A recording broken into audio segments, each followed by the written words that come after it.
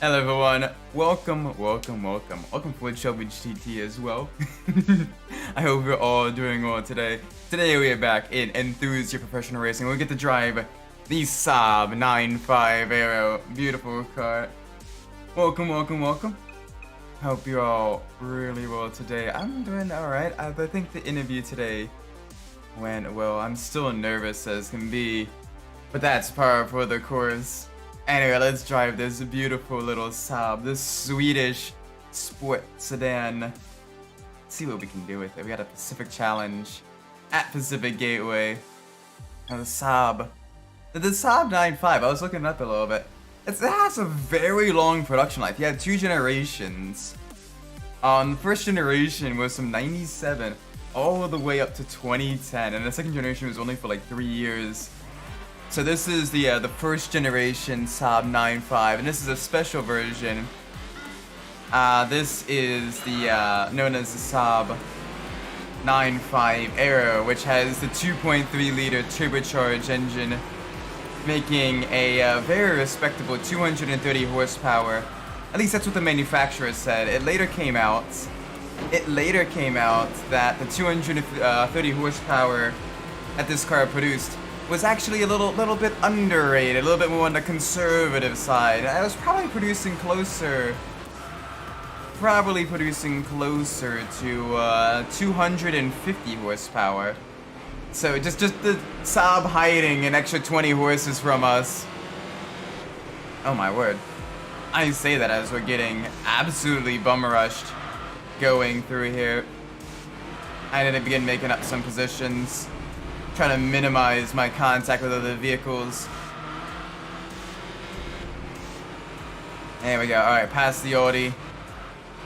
Nice and easy. This is still a fairly unmodified Saab, so probably closer to that 230 to 250 horsepower range. And chilly it'll rain today. Hopefully, it won't rain too much, but you get just enough to kind of, get some of,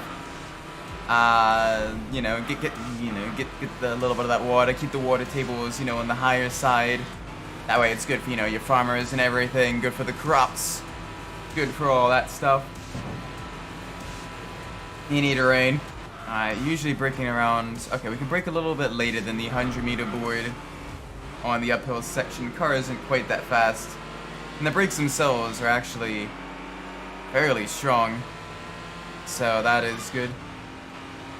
Alright, down the jumps. Hello, welcome Mr. Midnight. I hope you're well. We got the beautiful Saab 9.5 Aero here, front wheel drive. Absolutely amazing machine. It's a shame that Saab isn't really with us anymore, because even closer to the end of their life, they were producing some really great vehicles. And I would totally love to have something like this in a, if I was, rich man or whatever, collecting vehicles, this is definitely a vehicle that would be in that collection. 2018 during the election year is gonna suck. Hey, you were in the same position I was. I turned 18 late, but not too late. Not late enough to be able to avoid the votes.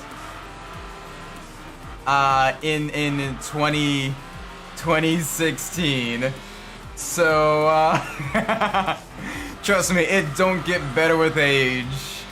It don't get better with age. Be prepared to get bombarded with political advertisements from both parties as you register to vote. It is fun. Hey, it makes a great kindling though if you're going camping. Just shred them up, or you can compost them because they're carbon rich, not nitrogen rich. So if you do a lot of composting, the nitrogen rich foodstuffs and the carbon-rich, paper products and everything, actually kind of help prevent, the smell and help make it a bit more chemically neutral, which makes it for a better fertilizer. I get bombarded with the, oh no. Yep. And then you get the local politicians as well. It never ends. It never ends. Uh, but you eventually just kind of get used to ignoring it all. Some news got chilly. Other than chilly, got a heavy. Oh no! Oh man, I'm sorry to hear that. Hopefully everyone's all right. Yeah, earthquakes are very dangerous. Thankfully, I've only been in one earthquake so far, and that was the one that was in Virginia. Back in, what was that, 2012, 2011? Somewhere around that time period. I was a freshman in high school when that happened, so I think it was 2011. And that one was so strange. I've never been in an earthquake before, because I live, East Coast usually doesn't get, East Coast United States doesn't really get too many earthquakes. So feeling the ground shake, and not really necessarily shake, but like wobble, or like, it's almost like a wave, like you were in the ocean. It was so strange. It was the strangest feeling. I remember my sister kind of running out of room going, alright, who's banging things, and then realizing, oh wait, everyone's like not moving. My brother's literally just sitting in a chair, and my mom is like in the basement.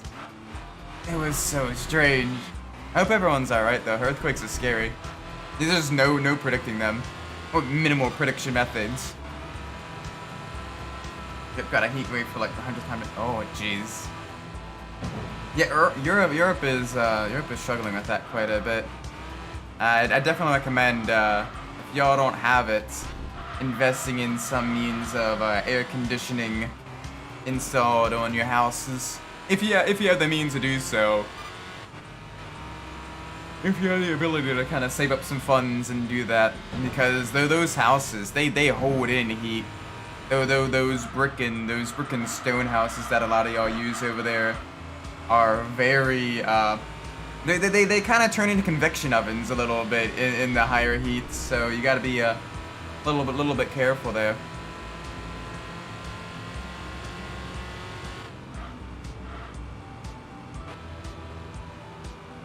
All right, yeah, we didn't quite beat the skyline. The skyline was just a little bit too fast, so we managed to beat everyone else on the track. Absolutely beautiful vehicle. You know what's really cool as well is this was in the early 2000s. The Saab-otage was actually one of the few production vehicles with a drag coefficient below 0.3. It had the sedan had a drag coefficient of 0.29, which is fairly low, honestly. Absolutely beautiful piece of machinery. Ah, it's such a nice looking car. Like I would rock the hell out of that. Like that would be such a great daily driver. Oh man. Alright, what other options do we got? We got the low end searing challenge, got the Nürburgring challenge. We got a turbocharge race at Sukebe. Oh wow. Alright, we got a Skyline, we got an RX-7, we got a Stager, which is basically a a station wagon Skyline. We got a Sylvia case. I'm playing a Lego Marvel Superheroes. Ooh, nice. Is that a new one? Is that a new game?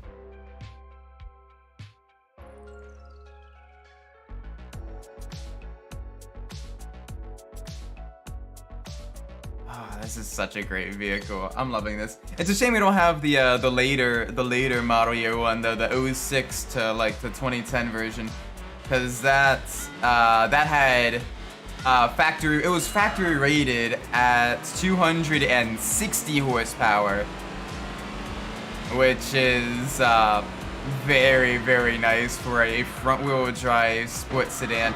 Like that is some good. Out of some good stuff.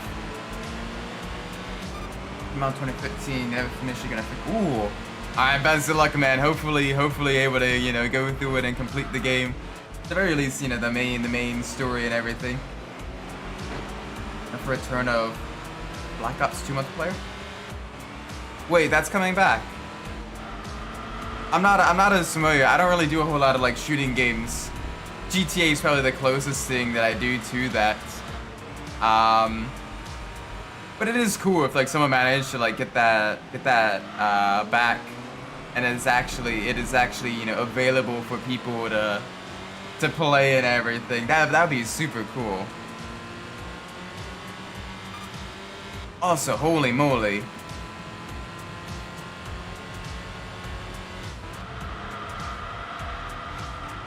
Alright, yeah, these drivers are a little bit fast. You got the Skyline, Stagia, then you got the Lancia 037, the rally car for the road, basically, or the street going version of the Group B rally car of the early 80s. Got the Mazda RX-7, the FD, the final evolution of Mazda's rotary Renaissance. Before the RX-8 anyway.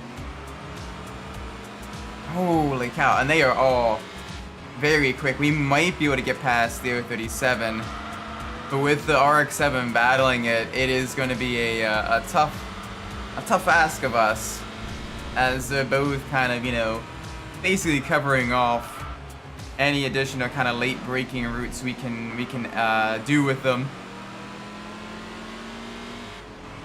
Oh, it's gonna be tough. Come on.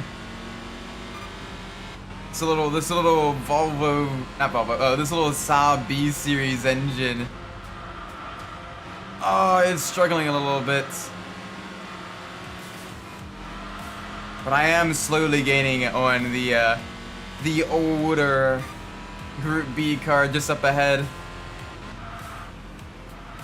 Funnily enough, while the 9.5 does not have any motorsports pedigree, the Saab 9.3 actually was used in British and European rallycross with the iconic yellow and blue Clarion livery. If you've seen me play Rally Fusion, that car is actually in the game, the rallycross car.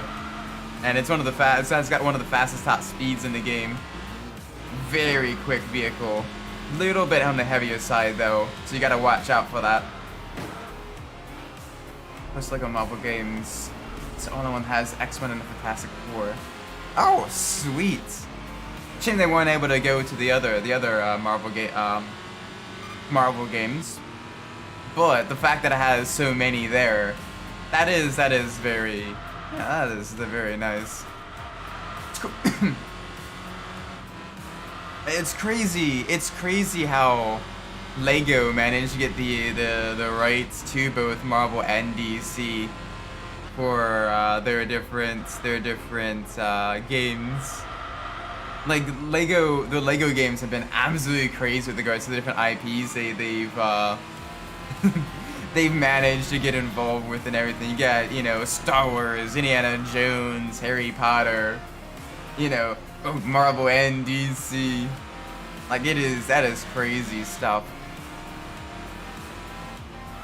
Like I see Deadpool movie.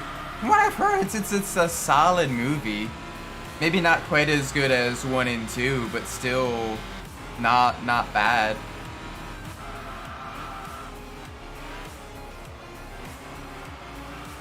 So, yeah, it'd be interesting to see.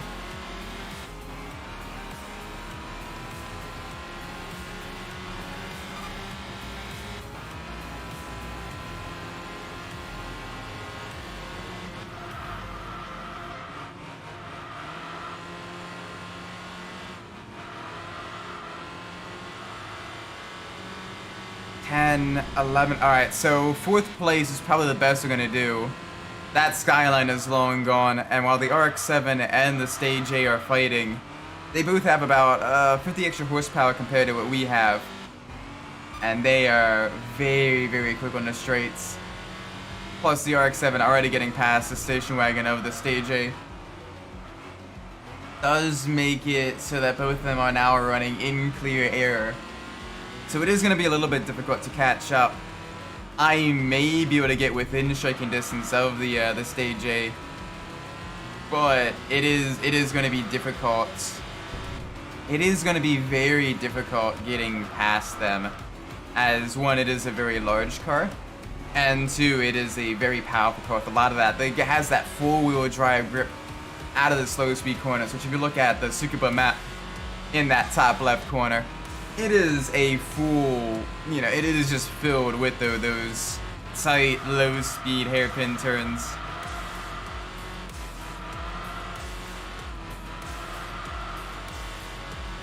Alright, got one more lap. We did get a new fastest lap as well. Very consistent lap times here in the 111s. Doing very well in terms of our consistency and our pace. Punching a little bit above our weight.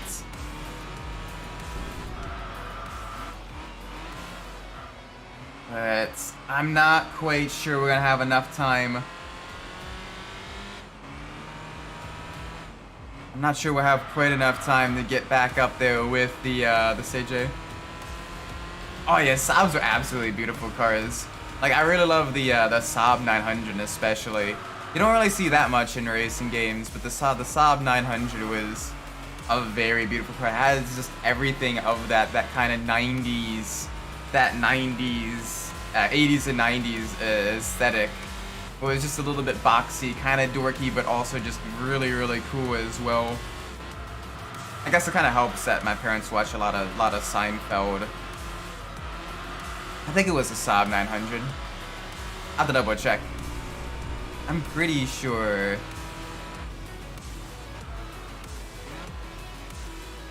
Yeah, the Saab 900. Yes. That one was beautiful. Oh my gosh, that's probably my personal favorite of the Saabs.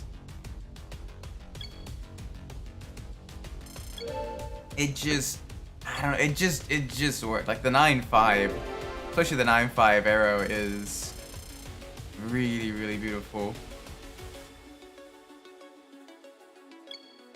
We will even get some engine upgrades as well. You know what's really cool is the 9.5 actually managed to, I don't know if they come with a name for each model. Yeah, I'm not too sure. Like, the Saab has had technically two different, I'm not talking about different generations, I'm talking about like two different vehicles that could be thought of as like the 9.5. But the Saab, you have this 9.5. And then you also had the Saab 95, which was the station wagon that was produced during the 60s and 70s. But oh my gosh! Either way, these vehicles are just really, really nice, really enjoyable to drive. Justice for Saab! Oh, we get a Saab buddy. We get a Saab buddy. Let's do it. We get the race with another Saab.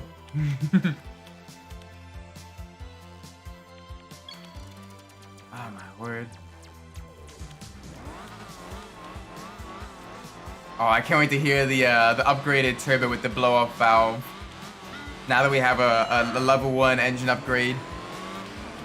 Oh, you can hear it. Just faintly, you hear just a little bit of that, the of the blow-off valve. Oh my word. This thing is gonna be a beast once it gets fully upgraded. Already, it's got, you know, some decent get up and go. But oh my word, yeah, this thing, nice and sporty now. I want to brake second. Okay, maybe second light is too late. Third light then, between the second and third light, I think there is where we wanna brake. Sometimes it's difficult to come up with reference points, especially on street circuits. There's just so much. You get a little bit of that information overload. So you're kind of like, here's probably a good spot. Nah, yeah, we braked a little too late there. Just a little bit too late. Alright, over the crest. There we go, there we go.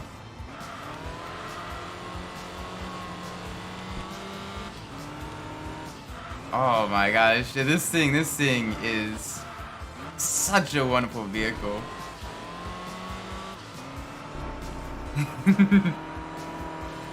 Ah, we need more Saabs in racing games. We need more of those kind of I want to call them oddball cars, but like vehicles that you wouldn't quite immediately think of when added into a racing game. They just add that extra little bit of personality, and they just really are fun. Because, you know, if you want to drive a Nissan Skyline, there is so many games you know that in Gran Turismo, Forza, Need for Speed. You want to drive a Saab? There's only a few. Like, not even like the older Gran Turismos had Saabs. Need more Saabs in real. We need more Saabs in real life as well. But right now they're owned. Or it's not necessarily being owned by, but like the kind of it's a newer company based off of Saab that's owned by the Chinese company, right? It's like what, Geely, I think, is the company.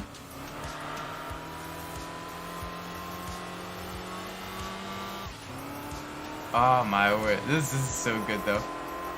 Oh, and the upgraded exhaust sound as well. Yes. This is so nice. That's one thing, for a PS2 game, this sound design of Enthusia Professional Racing is genuinely really good. Like, I wish this game got more love. Like, I can understand why people, you know, may not have fully gotten into it and everything, because, you know, it had the Stranger career mode, the somewhat limited track selection coming out almost immediately after Gran Turismo 4. Yeah, in terms of like that, yeah, I can see why commercially it didn't do that well. Oh, speaking of those AA PS2 games, I saw some news with regards to Tokyo Extreme Racer. Granted, there's just a lot of rumors, but Genki, the developer of the Tokyo Extreme Racer games, has recently filed in the Japanese Patent Office. They have filed a copyright for the name Tokyo Extreme Racer again under PC and console gamings. A PC and console like under, I think it's like Title 8. I'm not as familiar with Japanese copyright law, but essentially that could mean that maybe a port or a newer game may be in the works, especially because Genki did just recently activated a YouTube account and also has a Steam account now. So we could potentially see either like a PC port of older Tokyo Extreme Racer games, or maybe a new game. Either way, I'm excited. I hope we get something. So I miss the vibes from the Tokyo Extreme Racer games, to the point where I legit, after either My Summer Car or Need for Speed Underground Rivals, I think the next Monday game we do will be Tokyo Extreme Racer 0, because that's just such a nice game. Plus also, it takes quite a while to get through that. There's 400 some rivals, so that's a lot. Second from the last year of the PS2? It's from 2005, so yeah, closer to the later era of the PS2 games. And yeah, it looks like, for a PS2 game, it is pretty solid. Like, the vehicles are very detailed for a PS2 game. You know, you do have quite a bit in the, you know, the different city street circuits. There's a lot of detail here. The sound design is really nice. Like, all things considered, like, it is a very very solid game. It just got beaten out by Gran Turismo 4, which admittedly is like one of the best PS2 games of all time. So, you know, it had some tough competition. It had some tough competition. Alright, car is just a little bit understeer. I need to get just a little bit more front bite. But otherwise, this thing is absolutely beautiful. There we go, over the crest, a little bit of a jump.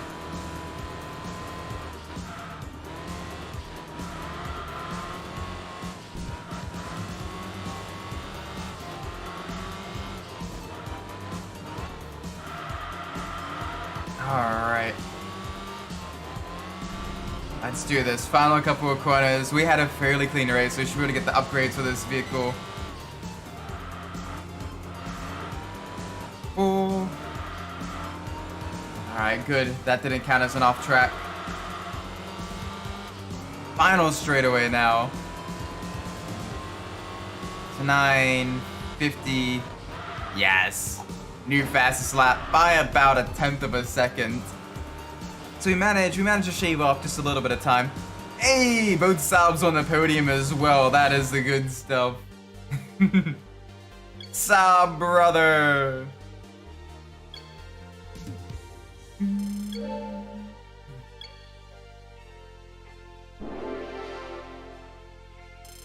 Oh, we get some grippy boys. There we go. Alright, we're gonna have a few tough races ahead of us if we want to even get close to keeping our ranking. Our ranking isn't that great right now. We need to really push hard. Ooh, the Meister Trunk Cup. We may have a shot at this. It's gonna be tough because of the long straightaways and the very tight turns. So it's gonna make the passing difficult. For a lower powered vehicle like ourselves. But I know this one is heavy, so it's gonna struggle a bit in the early section because it's a reverse version of Bergenschluck. These two, while they do have that forward drive power, are usually rated a bit higher than they can actually be competitive. This isn't exactly the best handling, and it'll be a little bit sluggish out of the slow speed corners because you have to go up a gear, or you'll spin your tires. Honestly, outside of the Celica, we might be able to beat him. It'll be tough. It'll be tough. But we might be able to do this.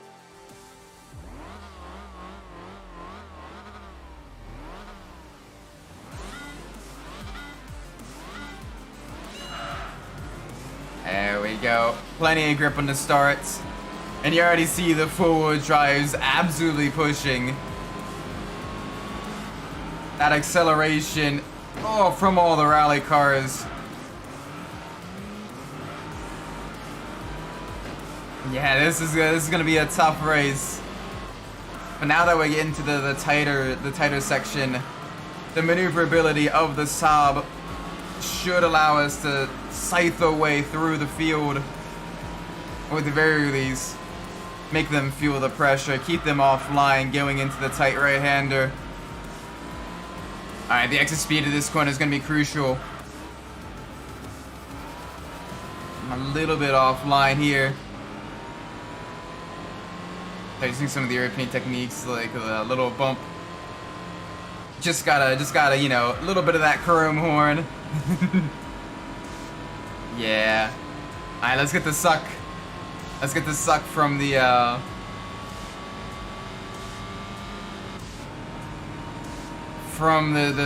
gosh, the Imprezas.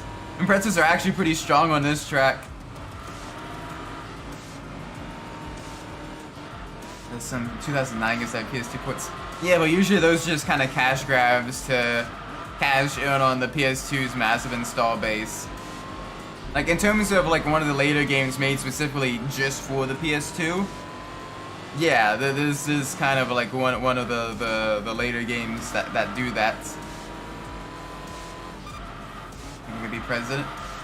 I mean, once you turn 35, if you were born in the United States, I mean, there's nothing, you know, stopping you from trying. It'll be a tough road, especially if you don't have the funds or PACs and everything for financing and all that stuff, as it does take a lot of money to campaign. But I mean, hey, if you wanna get into the political realm, now's the time to be in, kind of learning the processes and everything. That way, you know, you kind of know what you're getting into. No, select ones just working. Yeah, or like Just Dance or like those types of games. Basically, just kind of ports of other more modern console games that were kind of outsourced to third-party companies usually. Like that's what happened with Need for Speed Undercover, which was the last Need for Speed PS2 game. And needless to say, it did not work out well. The PS2 version of Undercover is a little bit jank, just a little bit. Gosh, the sheer number of clips on racing VTuber clips from that game is astounding. Also, welcome Catspuddy. Hope you're well today. Right now, we're in a tight battle where we have the GD Impreza STI just in front of us. We're in a Saab-otage Aero. Japanese sports sedan versus European sports sedan. And then in front of that is the GC22B Impreza WRX STI. And that thing is an absolute beast. Although we're somewhat keeping pace with it. I'm surprised that we're kind of keeping it moderately close, considering that is essentially like one of the holy grail, you know, WRXs.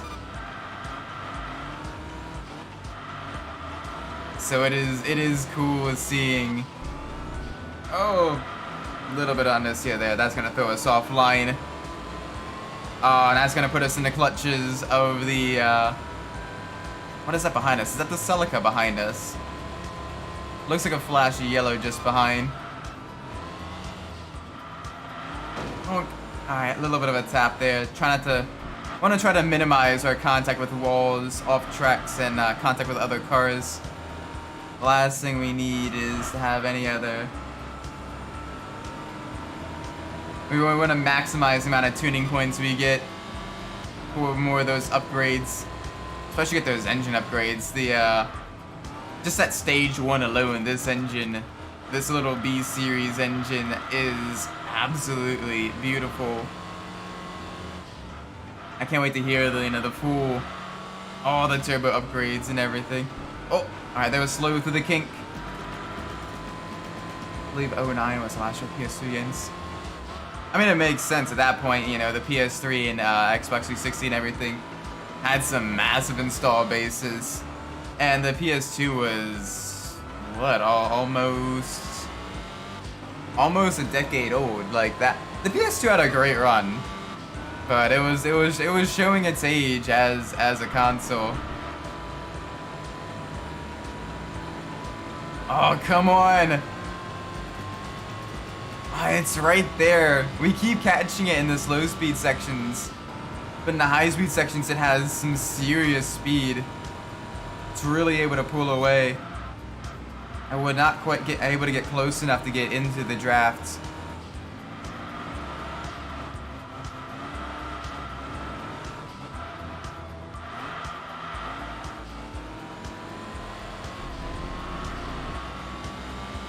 Alright, come on. Let's make sure we don't have that bout of understeer going into the tunnel. So I think that's what kind of killed us the last time. We are gaining on the Impreza in front of us.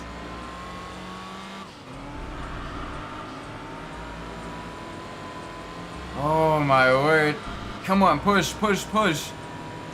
Wait, Motorsport had a PS2 port? Oh gosh. I'm scared to see how bad the PS2 port of Motorstorm was. I remember playing that on the PS3. But, jeez.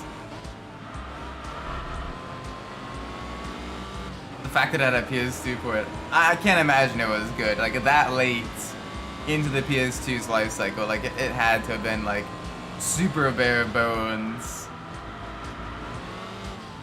Just kind of there to get just a little bit of extra money.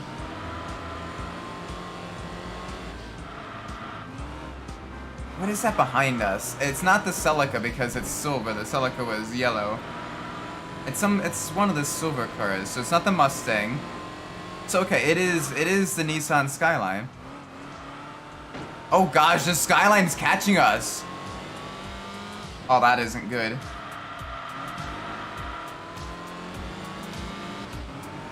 Alright, we're close enough to get into the draft. This will help us a little bit. If we can stay up close with... Oh my word, okay. That worked. Barely, but it worked. A super risky dive down the inside into the left-hand kink. Oh, and now the Impreza's gonna have to fight off the Nissan Skyline behind us. The sedan version of the Infiniti G35 for those of you that are in the States. Oxa 4 versus V6.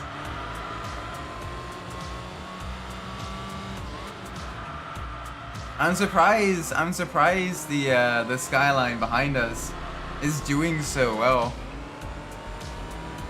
Normally it's a bit on the heavier side. Whoa. Alright, nice and easy.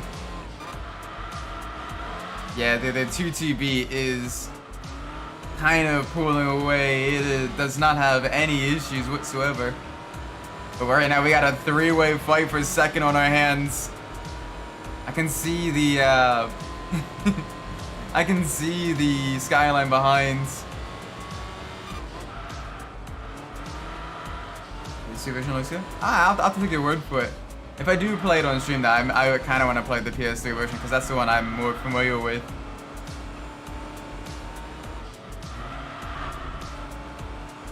Oh my word. Okay, one more lap. Can we hold off the Impreza and the Skyline? Can we hold off the two Japanese sports sedans for a second place finish on this German road track? Oh, that's gonna be tough. It's gonna be close. But we should have a bit of an advantage here through the twisties. Especially now that we're in clear air. Oh, gosh. Not if we're doing that, though. Not if we're doing that. Alright. That's the Impreza behind us. Gotta hold them off down the straights. They will have a power advantage and an acceleration advantage. But we can absolutely yeet it through this left-hand kink here. Whereas they are a little bit more pensive. A little bit more cautious. Going through.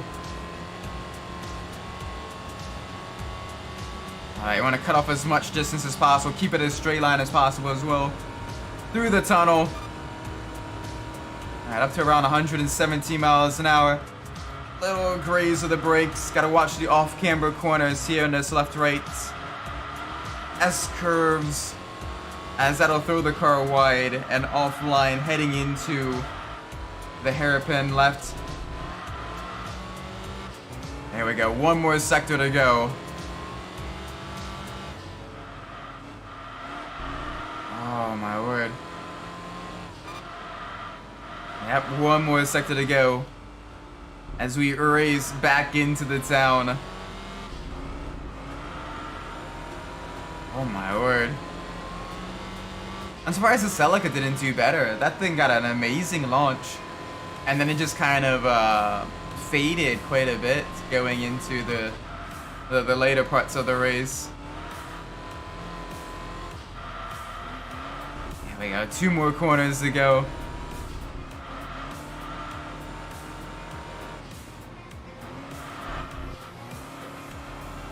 Yes. Nice. Very nice.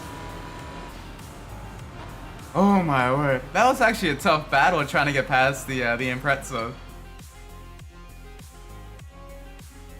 that skyline at the end there as well. That made a very difficult race.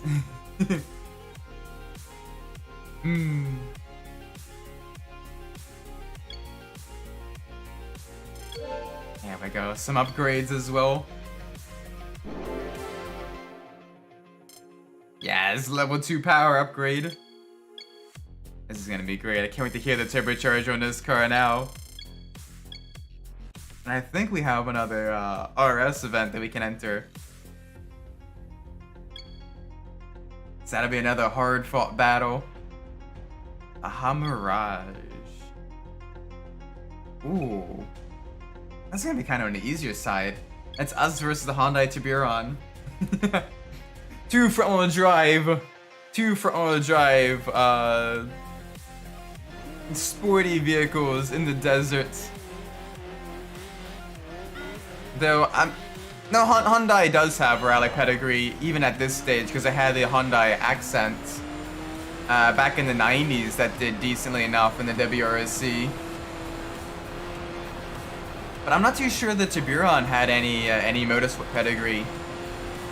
At least not in stuff that wasn't like a silhouette car or anything. Which is a shame. It would have been cool kind of seeing that getting turned into like a touring car or something.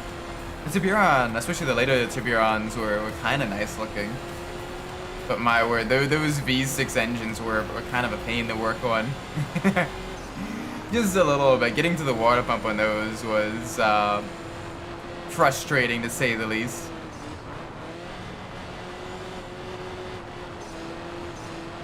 Still, the looks of those cars, the sport coupes and everything, like they really captured the sporty aesthetic of the early 2000s. But that doesn't compare to the Saab though, holy moly. Yeah, the 9.5 may not have had a rally pedigree, but its stable sibling, the 9.3, certainly did.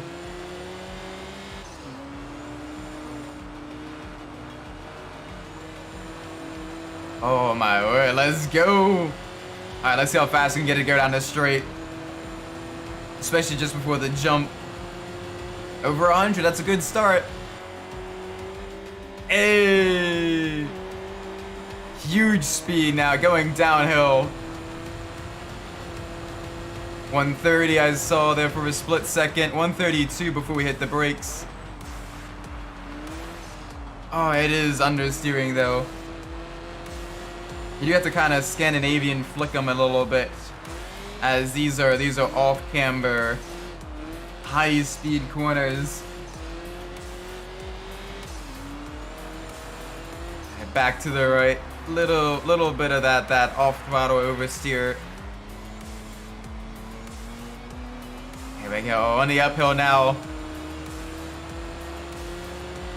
Time to build up that momentum for the final climb to the finish.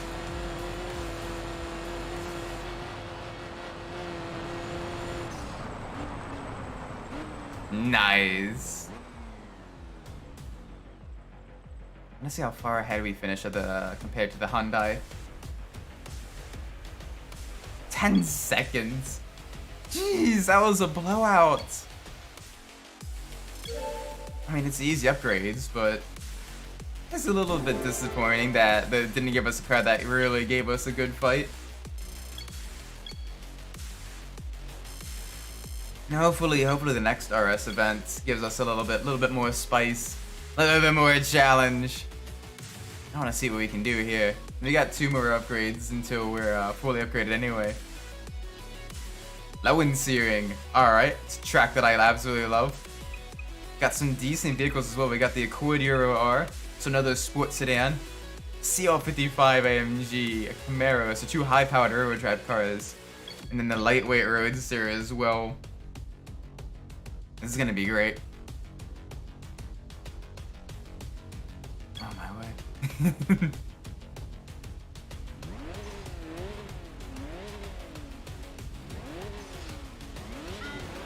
Oh, that turbo blow off sounds so good.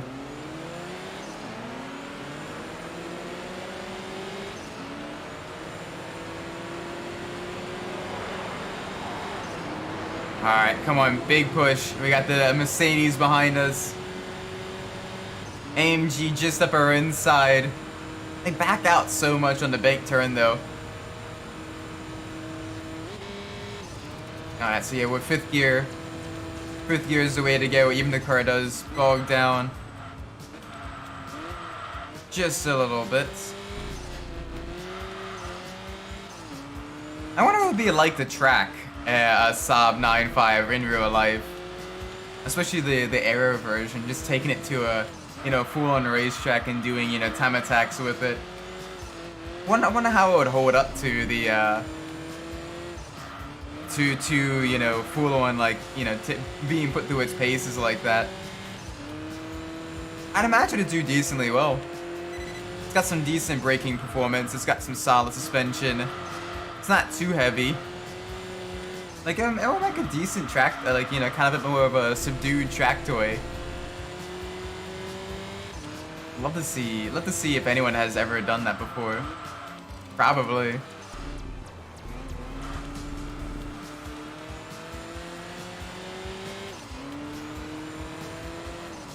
I mean, in some parts of the United States, in some different motorsport clubs and everything, it's one of those, if you bring it and it meets safety requirements, you can race it. Which is why we have so many cool things. Like, I love the SCCA and NASA racing. You get some really good stuff. Like, SCCA F production cars are basically anything from a BMW Z3 to a Mazda Miata to a Caterham 7, all completely stripped down with a roll cage. How they have their roofs and windscreens chopped off. And they turn into these like roadster race cars with these wide fender flares and racing slicks. And they are so cool. Absolutely love seeing them on track. It kind of almost gives you a little bit of that historic racing with modern technology vibes. So the cars really got a little bit more power, a little bit more, you know, mechanical grip. But they still don't really have a whole lot of that aero. And so they're just, you know, nose to tail through the corners, you know, drafting battles down the straights. Like, it is really good to see.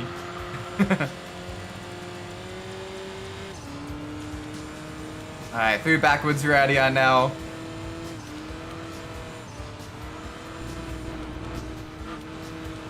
Like, I know in the UK you have the 750 Motor Club as well, which is kind of the same, very similar to the SCCA.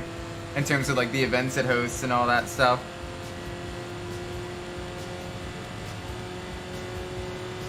But man, it's still so cool. Like, I love club level racing.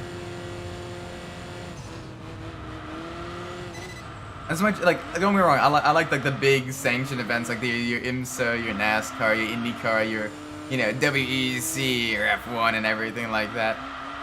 But it's just something kind of, you know, fun about a bunch of, like, you know, the homegrown weekend warriors taking their, you know, their track cars out against each other.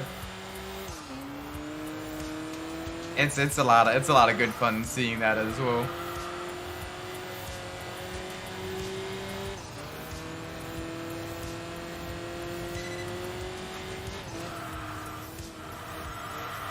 Alrighty now. Back to the left. Brake at the 50-meter border just before that. Down in the second gear. Get it around the hairpin. Oh my gosh, we have a massive gap. I just looked over at the map. I was expecting to be a little bit closer. Because you had a full-on Mercedes AMG. And they are just... holy moly. They are just gone. I was not expecting to punch this well above our weight class. But that's the power of the Saab, I guess. It's just, it's got that grip. Like, it's got that turn-in for a front-wheel drive car. It's got great acceleration. It sounds nice as well.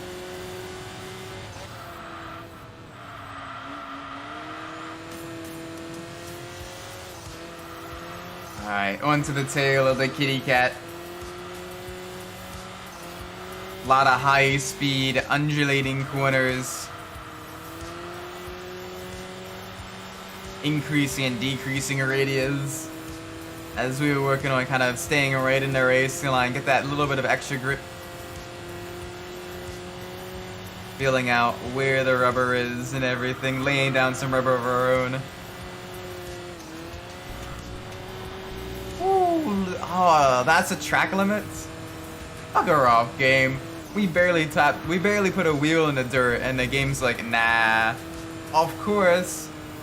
Like, come on. Come on, that was a great lap. We kept it super clean as well. Oh my word.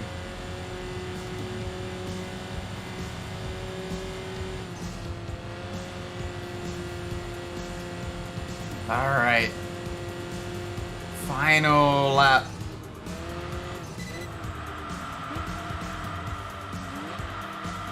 There we go, get it turned in, get that front to bite. We're definitely heating up those front tires quite a bit though. You can see the inside wheel just breaking track just a little bit. Each time we're kind of going around the ears of the cat. There we go. And yeah, if you look at the track map for those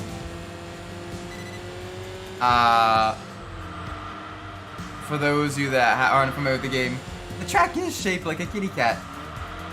Like right now, we're going onto the front paw, the little murder mitten. Have a nice month. Thank you.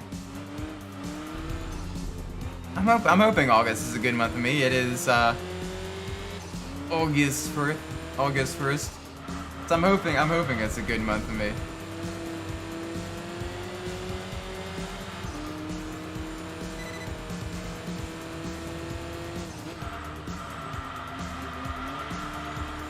Now we're into the belly. We're giving the kitty some belly rubs. And now into the back leg, the back paws. The back leg's a little bit faster than the front leg. Gotta watch for understeer though.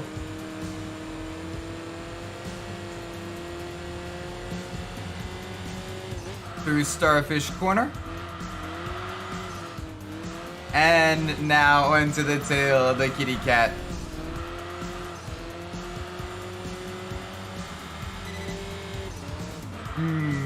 Through the tip of the tail. And pretty soon we're gonna be giving this kitty some back scritchies as we head down the final straight. But right now we get to enjoy the long fluffy tail.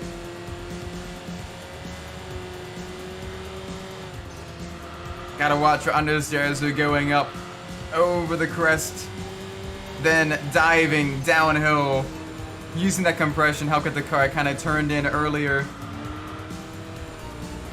riding on the curbs, maximizing our speed on exit, using that momentum to carry us back up the hill, cross the finish line, nice, even faster lap without any off tracks there, very nice. Yeah, no off tracks there. So that is a valid lap, and probably the fastest lap as well. So that'll give us some extra points. Yeah, the extra 25 points for upgrading the vehicle. This might be enough to get it to fully upgraded.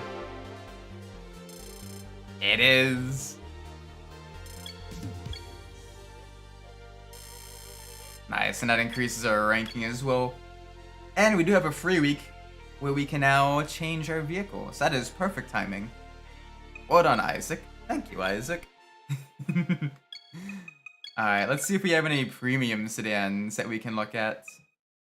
No, okay, we've gone through all the premium sedans. Any multi-purpose cars? Alright. Though we've gone through all of those. Dang, we're going through two of the slower classes. That don't really have any vehicles anymore. Alright, so we got 4 choices here. We're gonna use The random number generator to determine what vehicle we have next. We got the Peugeot 406 Coupe. The SL 500 Mercedes, beautiful vehicle. 5-liter V8 there. We got the V6 Audi Quattro, the naturally aspirated V6 Quattro. And then we have the Nissan S13, the 180SX. So we have a good variety of vehicles here. Some Europeans, a Japanese car, all kinds of drivetrains. Specialty is where you get the biggest variety of vehicles. I think we should pull up our random number generator. Let's pull this up.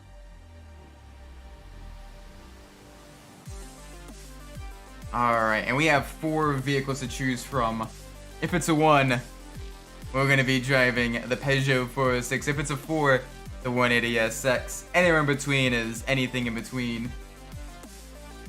Alright, well that made it very easy. It is a 1, so we are going to be driving the French toast. Any thoughts on the Olympics so far?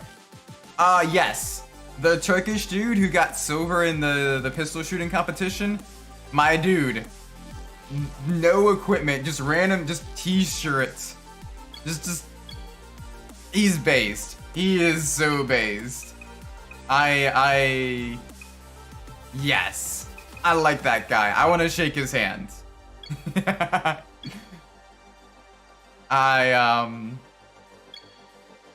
my gosh. It's just so cool. And then you look at like his social media and everything, he's like, here's a picture of my cat on my shoulder. I'm petting my cat. Like, he just seems like a nice guy. I'd totally like to, like, you know, meet him and like befriend him and everything. He seems super cool. And also, I got a VTuber friend who's Turkish, Ivano. And so right now it's kind of been fun to not necessarily meme on him, but basically go like, all right. So is everyone in Turkey just a secret, like, you know, hitman slash cat lover and everything? And he's like, we just built different, Habibi. Oh my gosh, but that guy, super awesome. Just super base. It's basically the $50,000 gaming rig versus laptop computer meme. Ooh, alright. We got some interesting competition there. It's literally just nothing but Renault Clios. Alright. What other options do we got? This one might give us a little bit better run. Okay, that's just nothing but Renault 5s. That's fine. That's fine. That's fine. Route de la Seine. We're in Paris. Nays will drive a French car on a French track for the Olympics as well.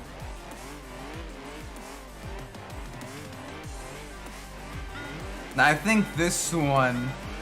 Does this one have a clutch? No, this one does not. Alright, so it's a flappy paddle shifter. It's a Tiptronic or whatever. The push button. It feels weird getting used to driving vehicles with a clutch and then driving the vehicles without a clutch. They have very different handling characteristics.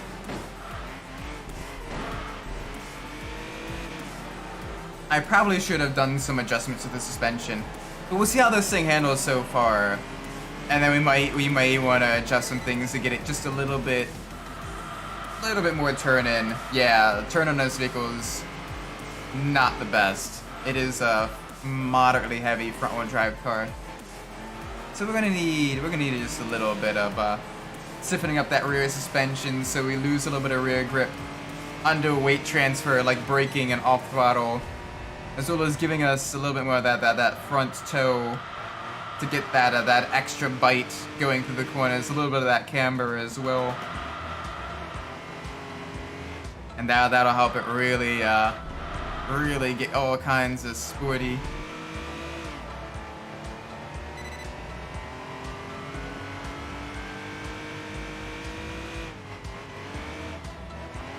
Alright, nice and easy over the crest.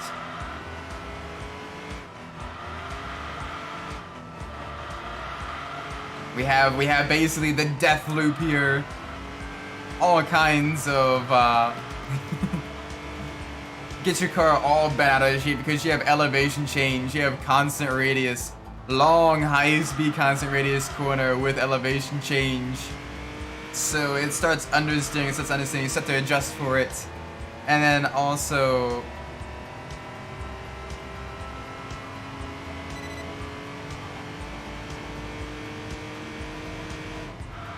it is, oh gosh, it gets the car all kinds of bent out of shape.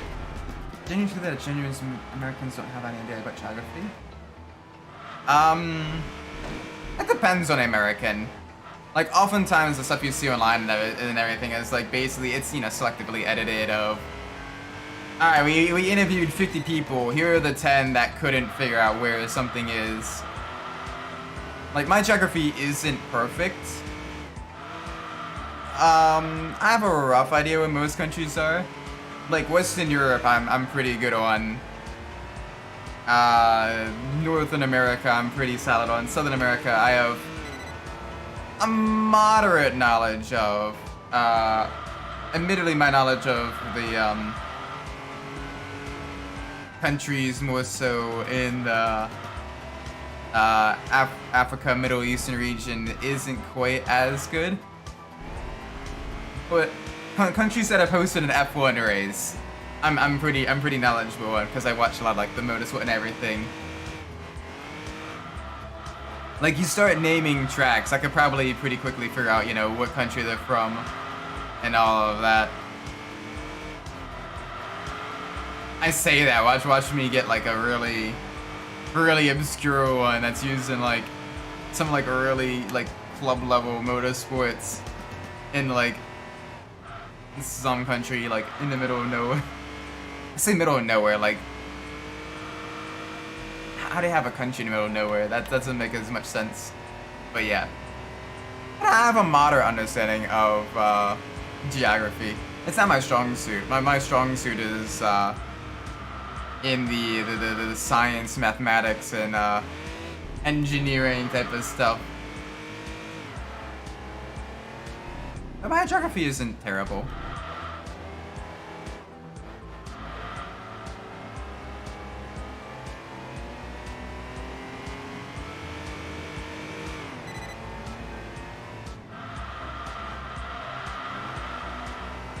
Then again, if you start quizzing me on all like the tiny little like tax haven countries in Europe, I'd be like, I'm not entirely sure where that is.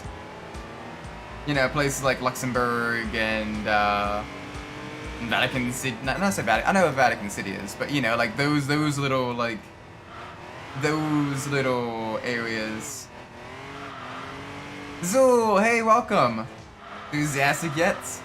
I mean, I am driving a French car in Paris during the Paris Olympics, so you know, it's not too bad. We're going through the death loop part of the course right now. Gotta watch for understeer, going over the crest, and then the car is gonna wanna snap oversteer, going downhill. Yo! Oh wow, a lot of people coming in. Welcome, Drag Racing Gaming Crew. Hope you're well.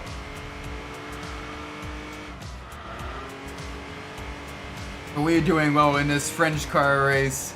Whole bunch of Renault 5s, and we also had, I believe, a Clio Sport.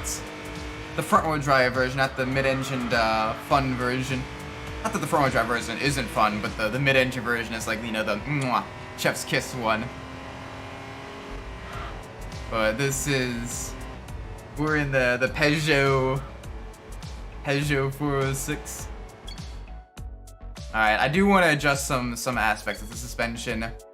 I gotta remember, this is front-wheel drive. So I do want to get that front-end bite. Especially with it being a road car.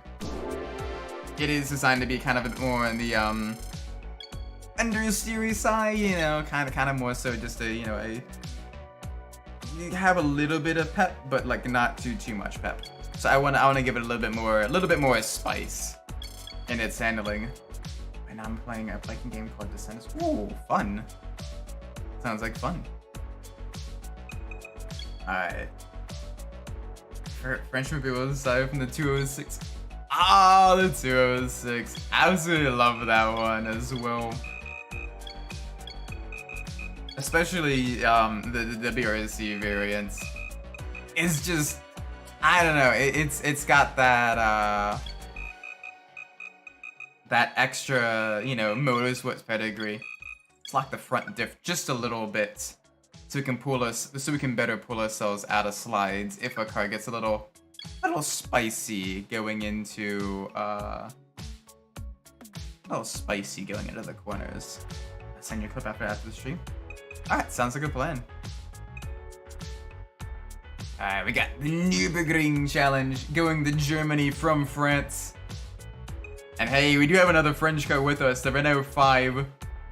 The version 2 of the Renault 5 Turbo.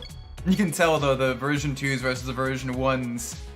The version 1s have the front and rear bumpers colored the same as the rest of the body, whereas the version 2s have the black front and rear bumpers. The version 2s, while still great vehicles, are just a little bit heavier than the version 1s. And because of that, the version 1s are the more sought after versions in the collector car markets. I don't know how the 406 Super Tour performed, but it's a bit of a looker. It didn't quite do as well as the its main French rival with the Renault Laguna, but it did okay. It wasn't quite as competitive as the Renault Laguna, but it was alright. It's weird. Peugeot's, if you kind of compare the Renault versus Peugeot rivalry, Renault's done a lot better, more so on like the on-track action and everything, with things like the Super Tours and like F1 and all that stuff. Whereas Peugeot's done a lot better in the rally racing, with the only exception being the occasional Peugeot Le Mans prototype car. As you look at the Alpine versus the Peugeot nowadays in Le Mans, and both of them are not that great.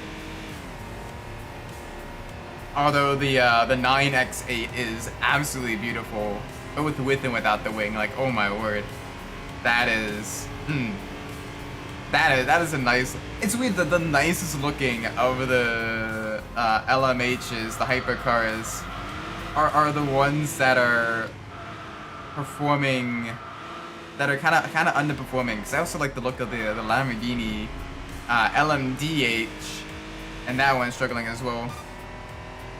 Don't even mention the Mecha Chrome machine. GP2 engine. GP2. We need Fernando Alonso to drive the Alpine LMH, and that would be, oh my gosh, the rage over the radio. The rage. We get to see Prime Alonso back. The rage. The anger. No, please. Oh, just for one race, as a treat. I want to see what happens.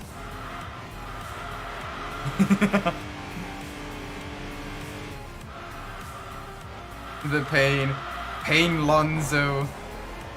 Yeah, don't get me wrong. I'm primarily a Vettel fan, but my gosh, you can't help but feel bad for Alonso. Dude's come so close, so many times, and it's just always been someone just a little bit better. Especially in like the late 2000s, early 2010s, he just had a string of like bad luck where he's just been like driving the wheels off the car, but someone just a little bit better. Especially in 08 with his rivalry. 07 with his rivalry with Hamilton, costing them both the driver's title. And then in 2010 and 2012, coming down to the last race in contention for the points, and just not being able, just not being able to make it stick. Like that is brutal. I feel bad for him. I think he had enough with the shitbox for his McLarens. And now he's in the Aston Martin, which swings wildly between it's so over and we are so back. Like, holy cow, I have never seen a more inconsistent manufacturer in F1 than I have with Aston Martin. Maybe Haas. Maybe Haas.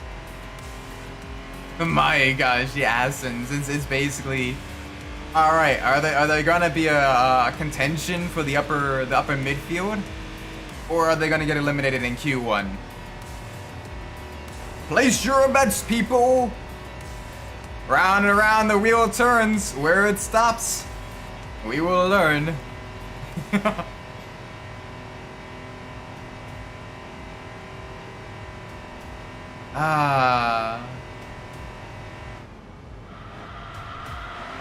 That being said, with the current F1 season, I'm genuinely impressed by the level of competition in the second half of the season now.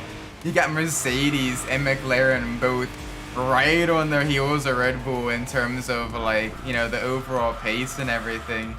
And it is gonna get spicy getting close to the end. Especially if Red Bull keeps making mistakes. I went ahead and quit it. Ah, nice. Oh gosh, alright, that is way too late. On the brakes. That is an understeery French. This is an understeery French toast.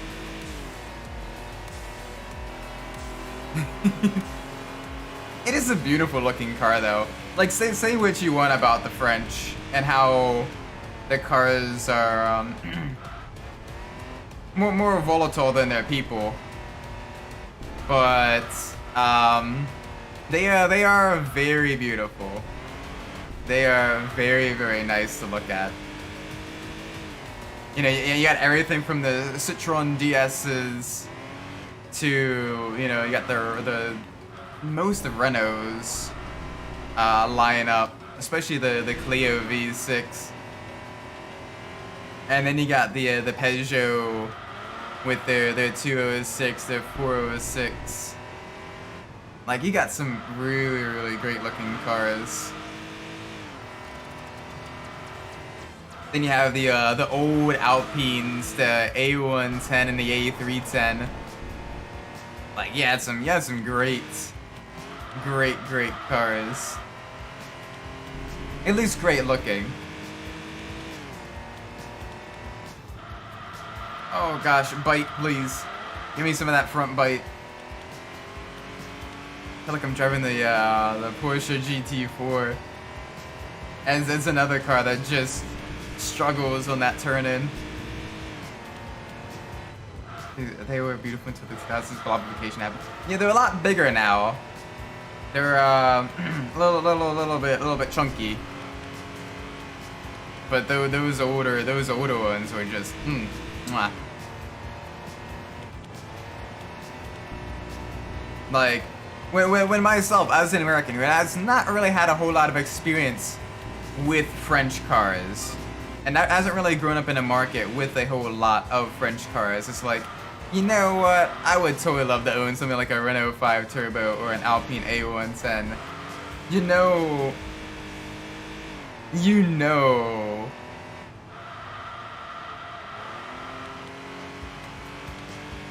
they make some great looking cars. Speaking of great looking cars, Lancia. Does anyone have any idea why the Lancia name is the car of the Greek letter? I'm not sure.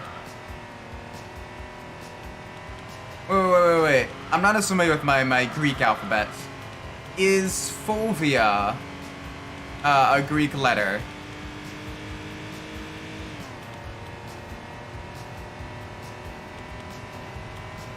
Alpine 310 is relatively cheap. Yes, but getting it imported to the States is still very difficult. Getting through all the legal mumbo jumbo and paperwork, and then finding parts and maintaining it. That's what gets spicy. Also, welcome Red Phoenix. No, it isn't a Greek letter. Okay, so you have the Fulvia and the Stratos, which are two that aren't quite And the Monte Carlo. Okay, so you have a few that aren't in the Greek letter. I think it was more so like an 80s and 90s thing, where they kind of started with that, because you had a lot of other companies as well using alphanumerics with the Audi, with their A and S series cars. You had the Mercedes with their SL, CL cars and everything. So maybe Lancia was like, well, if the Germans are doing it, we can do it too. But let's be spicy with it. Let's name it after the Greek letters instead. So you got things like the Delta, the Gamma, the Beta, the Epsilon is the modern one, right? That they're making a Rally 2 car out of, right? I think. Which is cool. Which is super cool as well. Lancia is potentially getting back into rallying. Like, oh my gosh, that is amazing. I'm excited about that. Fancy particles. Awesome, the new Epsilon looks back. I mean, that's unfortunately a lot of the modern car design. The cars are getting bigger and everything, so you're trying to, you're trying to kind of hide some of that. But even still, it's difficult. It's difficult. We got another front-wheel drive race at Bergenschutz, from Germany to Germany. I'm assuming Germany. The Bergenschutz, that sounds German. A lot of the architecture is very kind of Central European, kind of German-esque.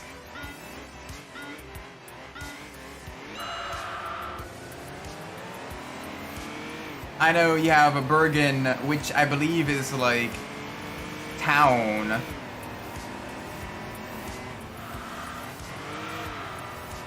Oh, the fact that we're gonna put an ice in their EV Yes. And it's just like, you know what? Yeah, we made the road going car an EV. But let's make a spice version. Though honestly, and I might get a bit of flack for this, I wouldn't mind seeing some level of like EV regulations in motorsports where, if a manufacturer wanted to enter an EV vehicle, they could do so. Like especially like, for example, like you already have GT3, GT2, and GT4 for like, your ICE engines. What if we had like a GT EV class, so it was for like your kind of sporty electric vehicles, like your Tesla Model S's or Model 3s, your Audi e-trons, your Porsche Taycans, those types of vehicles, but like, stripped down, some light aero, and then, wait, Super Taikyu did that? Ooh. See, it's difficult to watch Super Taikyu in the States. So I gotta find a way to watch that. The fact that they have an EV class is super cool, especially in an endurance series, because that tests the charging capabilities and the range of the batteries as well, more so than just something like Formula E or Extreme E. Yeah, my monster. Now we're in Germany right now. Also, welcome Petra. I hope you're well. They have with hydrogen power. Ooh, I mean that's awesome too. Getting some of that alternate fuel and everything. Also, I'll read that in just a second. So what happened with the Italians who put a taillight for just what it's looked.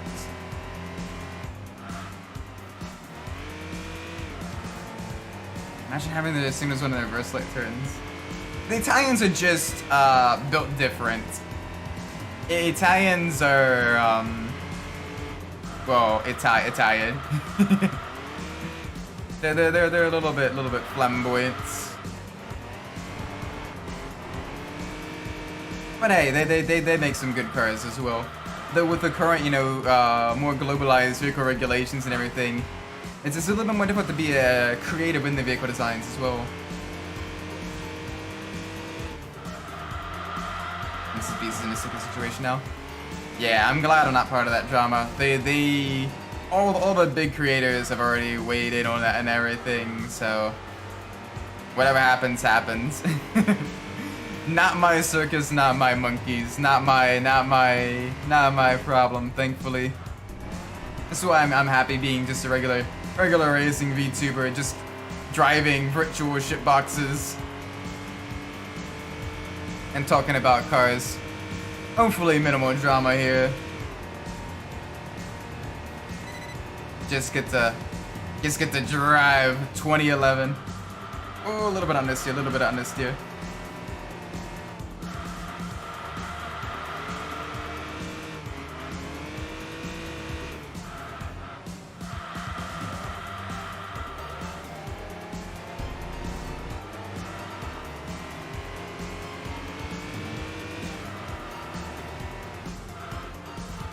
Ooh, alright, we got a spicy red hot hatch behind us. Oh, the French versus the Italians. The battle of the Latin languages. Two front-wheel drive sport coupes. Both about similar in power. Similar in handling. Duking it out on German roads. Now we gotta watch ourselves. The car is gonna slide around a little bit on the cobblestone. Not nearly as much grip as on the regular asphalt sections. So we do need to take these corners just a little bit slower.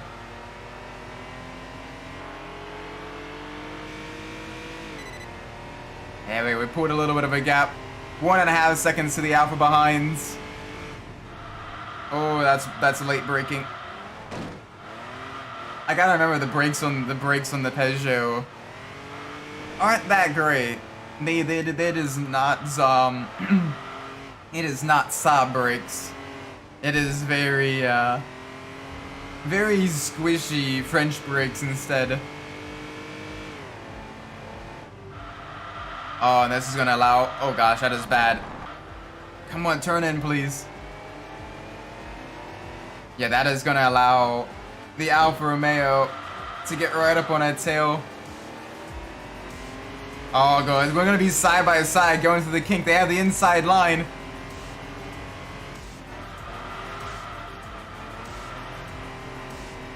I have a big super decides to suck through this situation right now.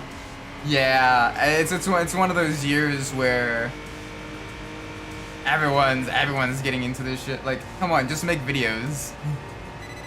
Just make videos, just make content. Don't. Why are people getting involved in this stupid stuff?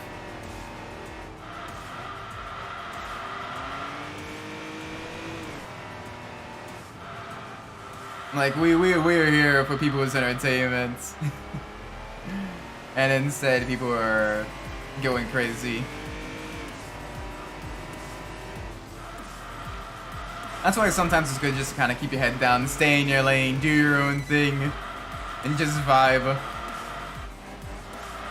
You stay out of the bullshit.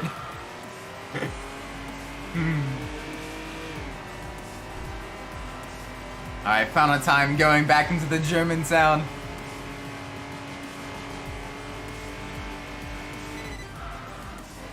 Ooh, oh gosh. That was a touch on the wall. Oh, that's annoying. We just barely tapped the wall there. Like just a love tap, just a little, you know, just a little initial D, you know, just a little scrape. And it penalized us just as much as if we just crashed full speed into it.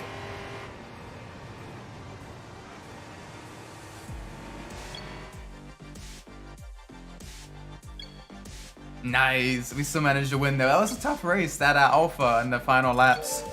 Really got right up there on us. Making it just a little bit spicy. Oh, we get a power upgrade as well. We get to hear what the engine sounds like now that it's starting to get upgraded.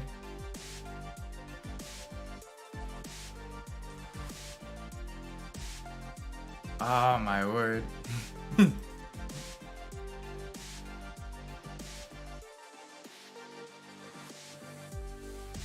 Oh my word, this is such a beautiful vehicle as well.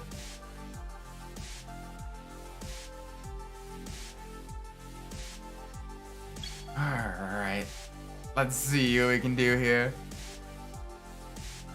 Ooh, Night Winding Championship.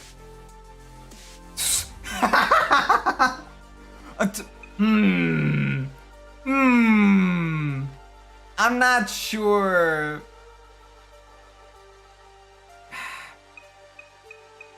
I'm not sure this is an even matchup.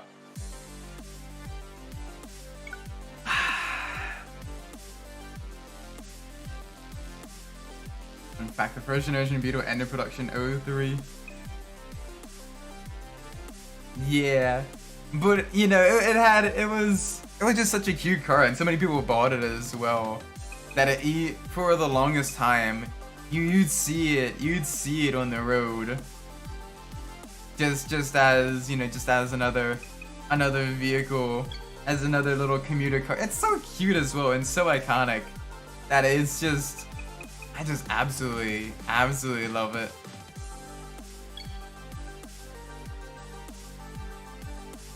Ooh, alright, this is gonna be spicy. I wanna do it.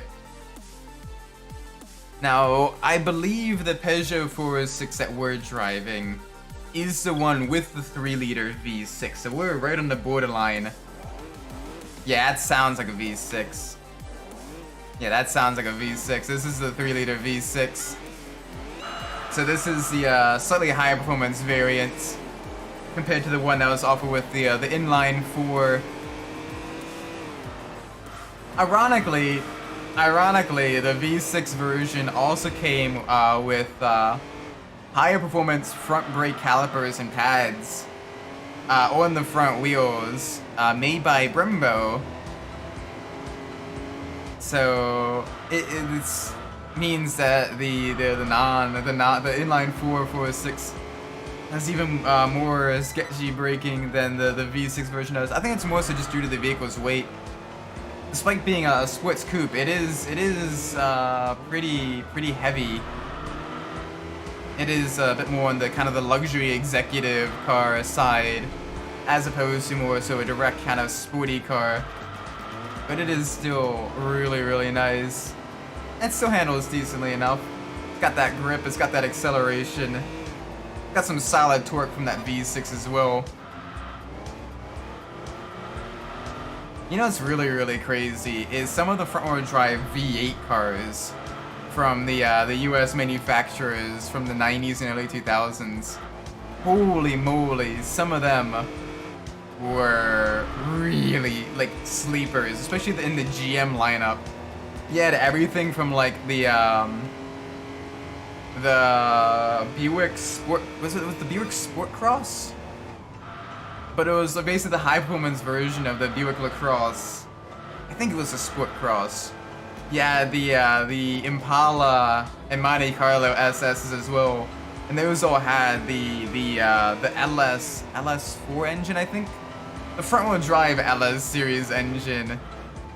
That is basically just LS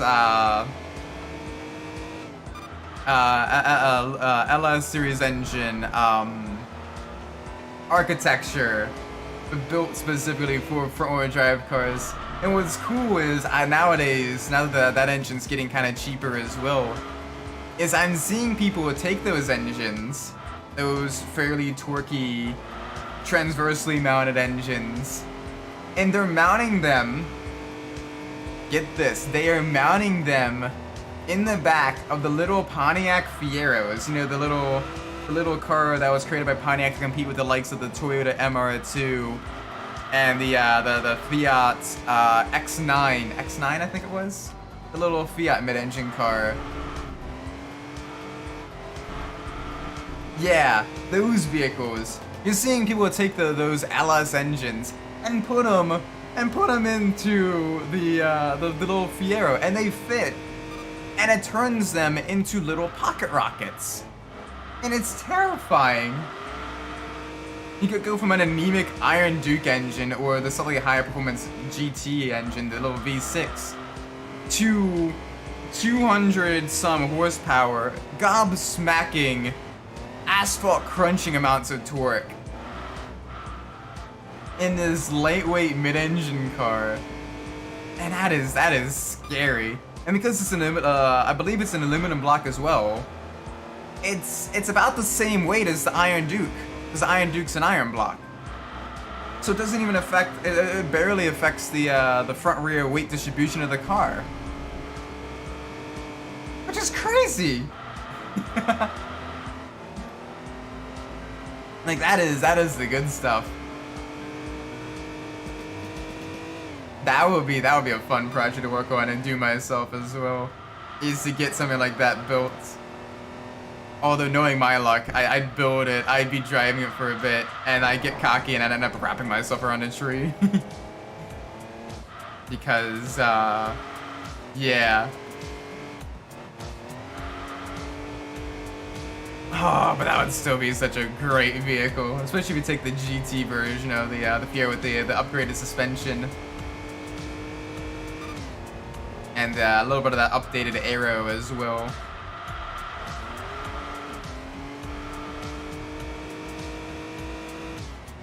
Alright, nice and easy around the twisties. That skyline is long gone, but we are quickly being caught up by third place. Oh, sorry.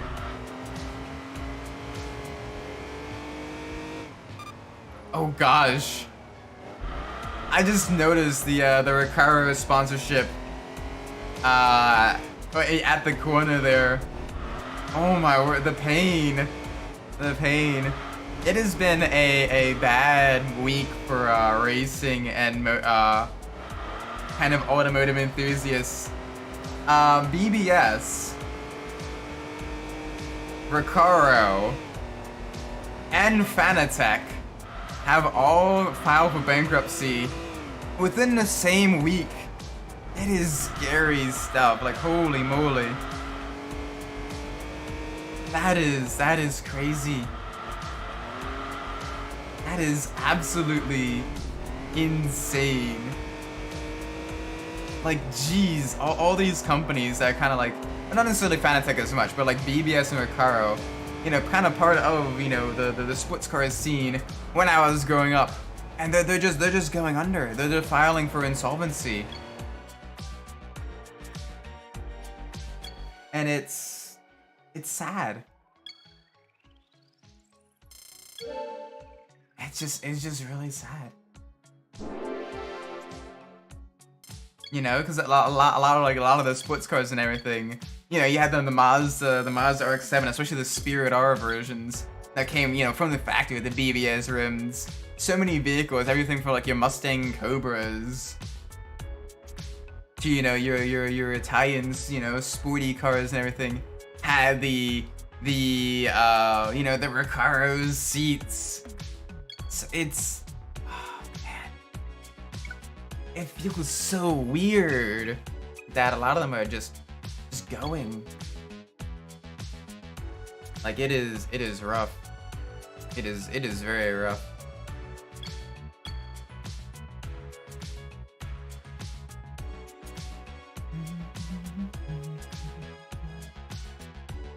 Alright, here we go. Back in America. In San Francisco. Oh, this thing sounds pretty good now that it's been upgraded. Getting just a little bit lighter, a little bit more maneuverable, a little bit more powerful each and every race. And honestly, it's taking these upgrades pretty well. Like, I was expecting it not to have that much of a performance ceiling, but it's doing pretty good. I say that we are being rapidly chased down by that C3 Corvette in our rear view.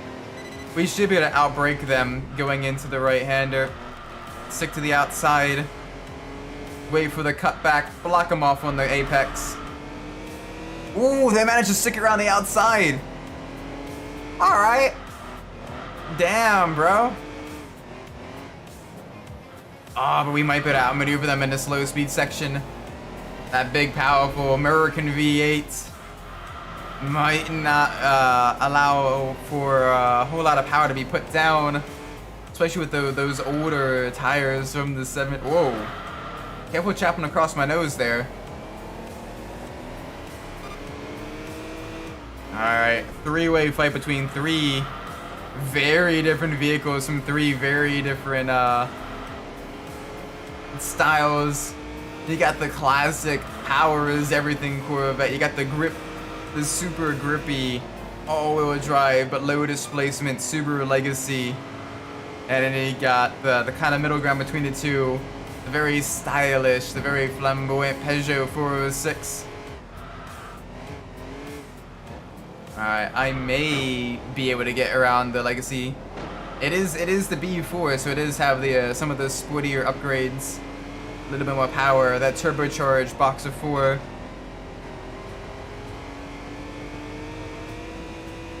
So this is going to be real interesting seeing what all we can do. We got to build up that momentum. Oh gosh. The understeer is real.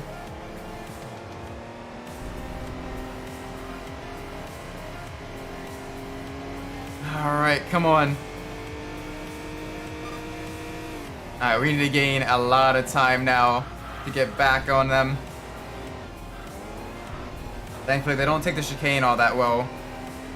So we can carry a lot more momentum through here, but that uphill is gonna... we are gonna struggle just a little bit. So I gotta remember to brake really early for those high-speed left-handers at the end of the lap. The car does not want to bite in the high speed.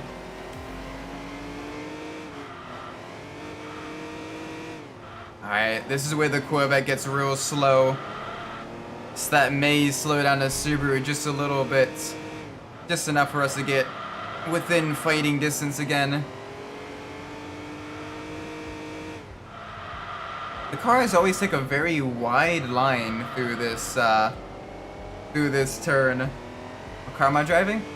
I am driving the Peugeot 406, this French sports coupe, front-wheel drive, 3-liter V6 engine, making somewhere around the range of lower 200 horsepower, something like that. It was built from the the mid-90s until the early 2000s, and was offered in the coupe version, which we see here, sedan version, and even a station wagon version as well. So usually in the racing games, you'll see only the coupe version, as that is the sporty version. 46 from the French Taxi movie. Yes, that one.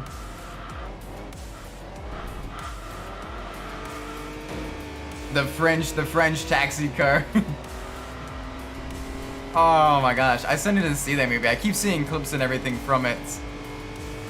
I don't even know what it's about. Like, I've seen everything from the car being dropped out of an airplane to with like the crazy aero kit on it, racing through the streets being chased by some sort of like Mercedes or something. Like, I want to watch it. I gotta watch it someday just to see what it's even like. I wonder if there's an English version of it, or at least one with English subtitles.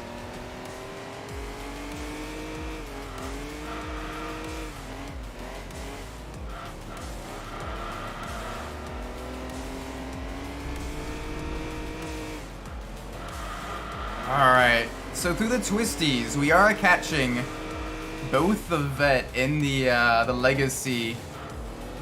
But just, they have that acceleration, they have that straight line speed that just really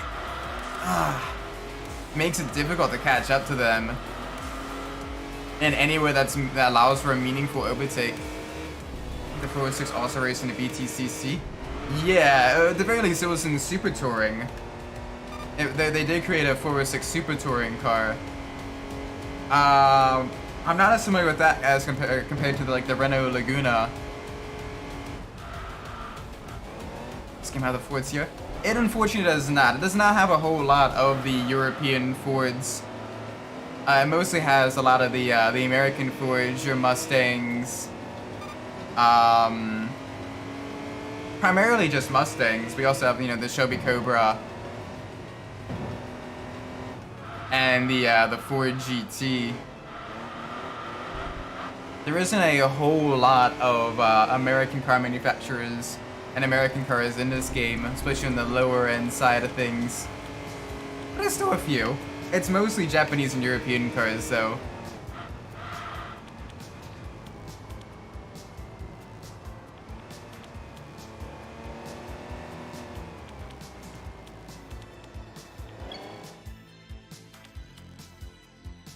But yes, the Peugeot 406, it was in BTCC, and I think it was in the either the German or the French Touring Car Cup as well for Super Touring. The Ford Sierra is a cool topic right there. Yeah, not many games really had the Sierra during this time. I guess if they wanted like the big kind of Group A monster, they went more so with the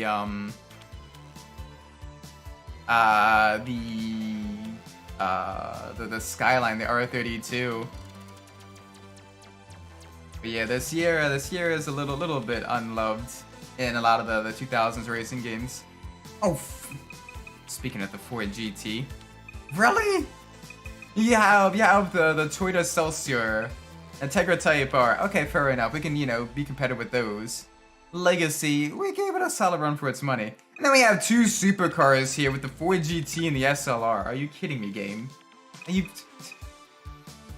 The game's being a little bit silly. The game's doing a little bit of trolling.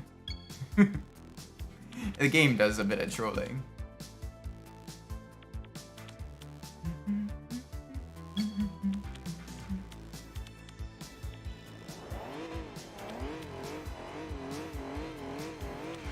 Alright, here we go. At Tsukuba in the wet. There we go.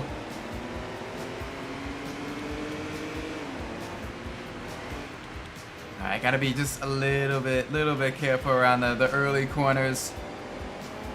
Do I know the Tokyo games? I do know of them. I have not played them though. I want to. I do want to though. They seem really cool. Especially because they're basically kind of the predecessors to some of the grid games. So it'd be interesting to see what it's like. I know they have a lot of like the you know, the European kind of touring car tracks and everything that were really popular in the 90s and 2000s. You have a lot of that good stuff. So maybe one day, But right now, we're going through. Basically, we're going through all the GTA games. We're going through Enthusia and the Gran Turismo games. I'm playing through My Summer Car, and then we have RPG Wednesday. So it is, our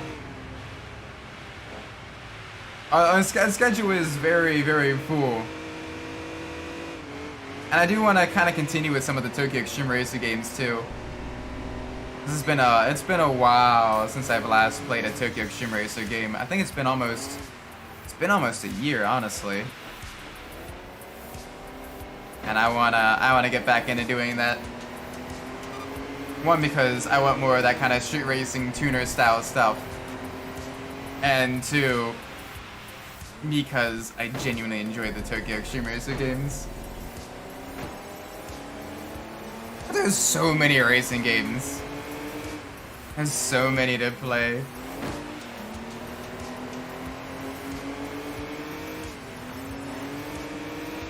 Oh boy. Alright, we have the Golf R34. Oh, sorry, Golf R32 in front of us. R34? Yes, it's a Skyline, Isaac. The Golf R32 just in front of us. Trying to chase it down. It does have that all-wheel drive traction, which will really help in the wet. V6 versus V6. Although that one is closer to the VR6 than a direct V6 with only the 15 degrees of engine banking. Do I prefer Burnout 3 or Burnout Revenge? Of the two, I prefer Burnout 3. I just like the aesthetic a little bit more. Plus also the different car classes are really nice. And you do get a bit more vehicle variety throughout a general playthrough of the game. Whereas Revenge, like, yeah, they got a lot more cars in Revenge. A lot of the vehicles are more like, oh, this is just an older vehicle with a body kit. Which is, I mean, it's on one hand, it's, you know, it's interesting to see the kind of the evolution of the vehicles and everything. On the other, it's like, yeah, but I kind of wanted something just a little bit, you know, a little bit unique.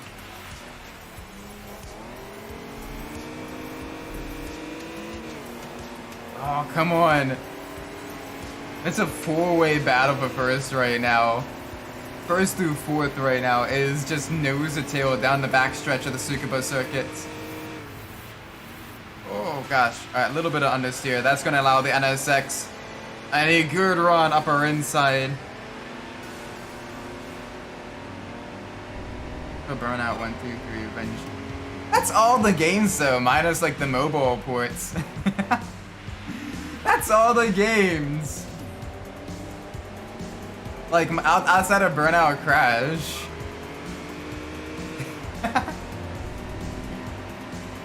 That is literally all of them.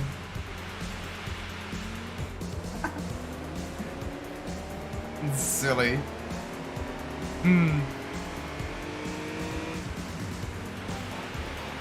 But yeah, 3 and Revenge are my two personal favorites. As I think they kind of got the formula right with both of them. I prefer avoiding traffic rather than checking traffic. As checking traffic kind of takes away a lot of the tension of racing through crowded city streets that the other Burnout 3 had. Yeah, it allows some more traffic and allows for greater spectacle and new ways to take down opponents. But unless you can't tell if a car is facing you or not facing you, or the difference between a car and a flatbed truck or a bus, it's pretty easy to, you know, to do.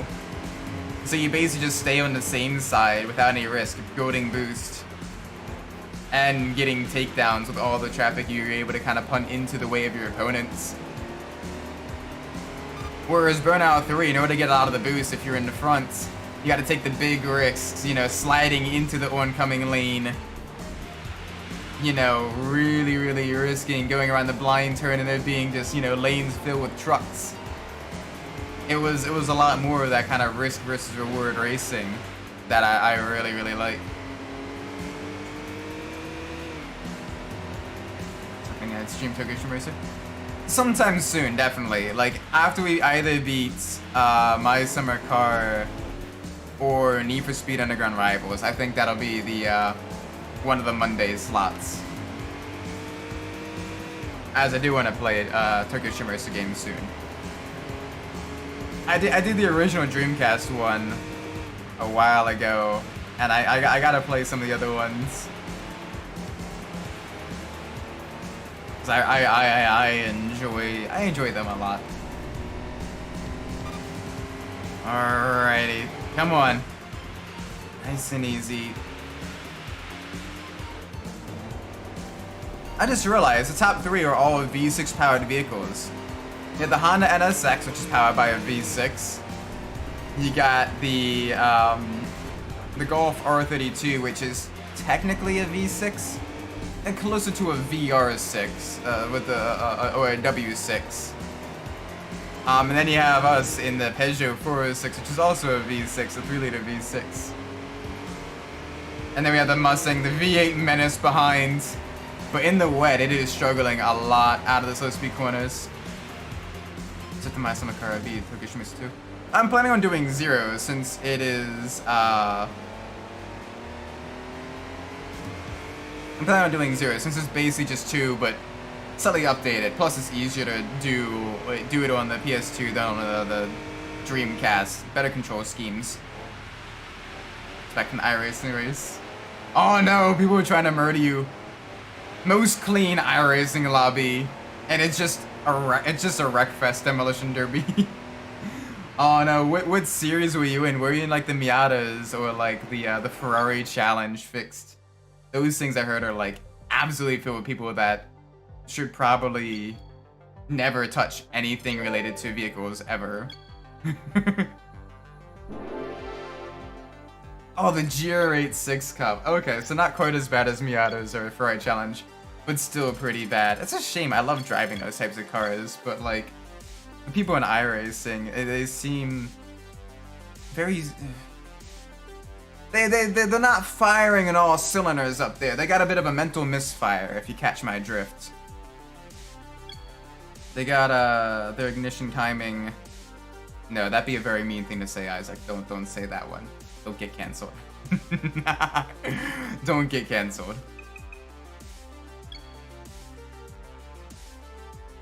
Ooh. Hey, there's the Saab we were racing earlier. Nice.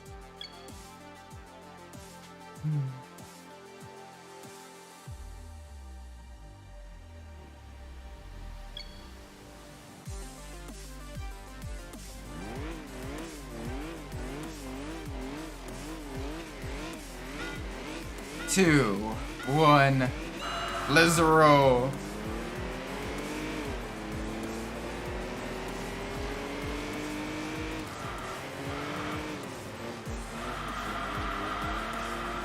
I should get a driving license.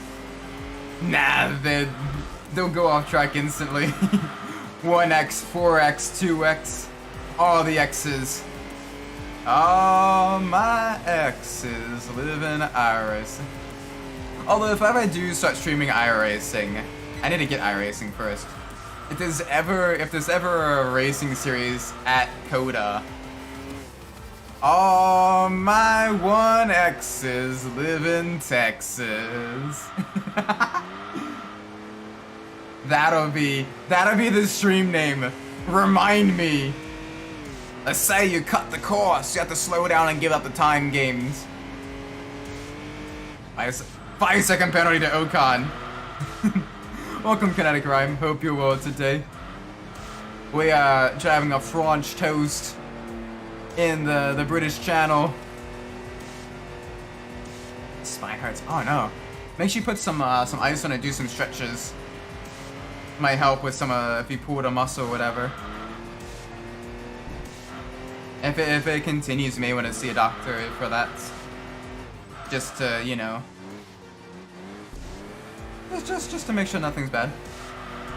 I should play iRacing someday. Yeah, definitely. I need to get iRacing first though. I want to do a lot of like the kind of touring car stuff, as well as rallycross. Both of those would be really fun. Do things like, you know, I guess I kind of count, you know, the GR86 and the Miatas as kind of touring cars, or like cup cars, you know, kind of in that level of performance. And then obviously you have the TCRs and the Clio Cup cars. That would be really cool. And then the rallycross, because there's not too many other games you get to do rallycross. So, you know, get to do something a little bit different. I need to kind of come to terms with iRacing's handling model. I've heard it's very different than ACC, so you may be quicker than me for a time. Especially as I come to grips with the fact that very few of the cars have ABS. I have a feeling I'll take out from the rookies in MX-5 iRacing. Oh, I'm sure I would probably get... I'm sure I'll say something I may regret, depending on the stupidity of other drivers. People are dumb. It's basically just a random public lobby, but then you get ranked on it as well.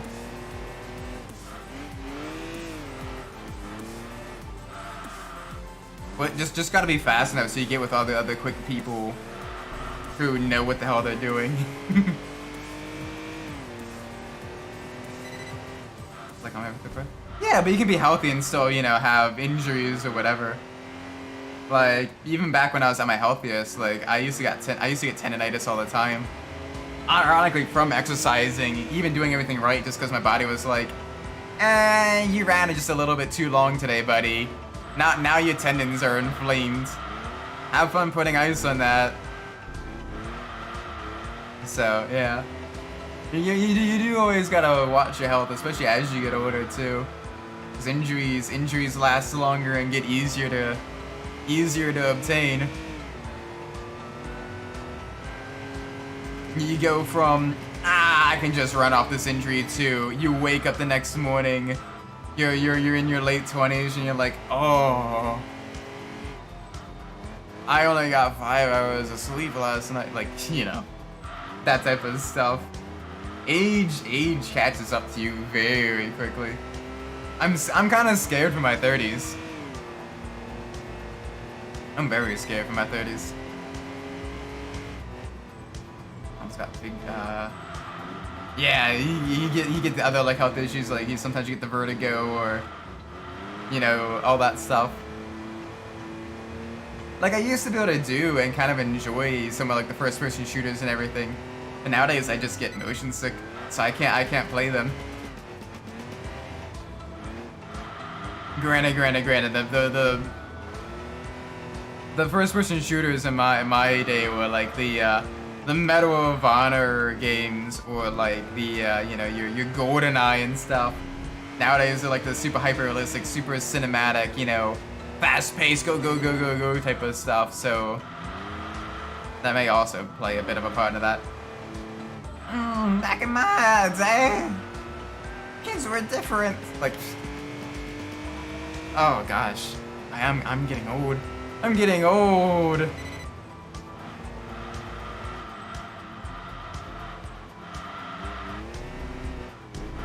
I'm getting old.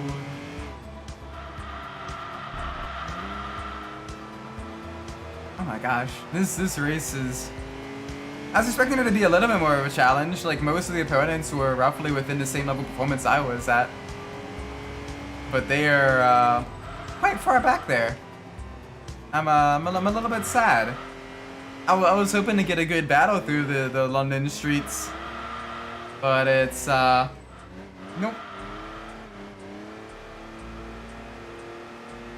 The next closest driver is, what, 10, 20, it's 20 seconds away? Somewhere in that range. We'll see us across the line now. 11 seconds, okay, so yeah. Like that is a huge distance. The Peugeot, once you get it close to fully upgraded, it is pretty nice. It's got that front end bite. It's got that good grip.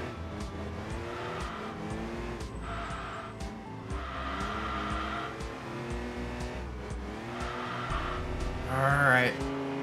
It sounds like for a V6, it doesn't sound too bad. With the exhaust upgrades and everything.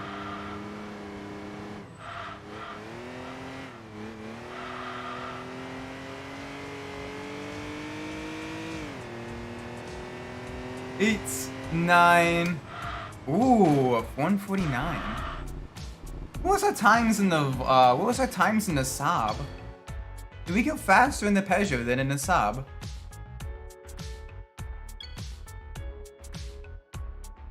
We may have, actually.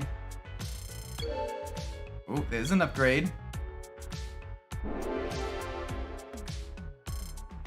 Aw, nice. Get the car just a little bit lighter. A little bit more maneuverable, a little bit. Yeah.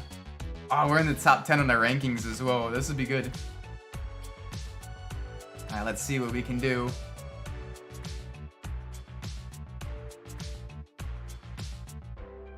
Let's see what we can do here. What races we have? Ooh, the Japan Grand Prix.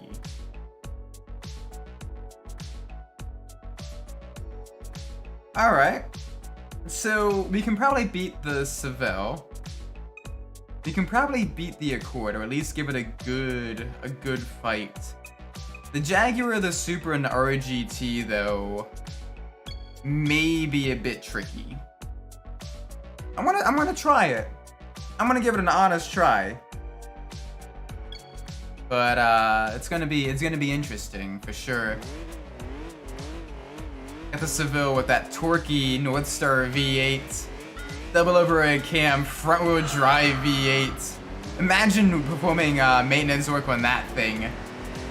Gosh, so mechanically complex, mounted transversely in a fairly tight engine bay. Whoa, hi, you're in my inside. Alright, that roof, very aggressive. Oh, front wheel drive versus front wheel drive. Going into the next hairpin at Tsukuba. The Jaguar pushing on the inside of the Cadillac.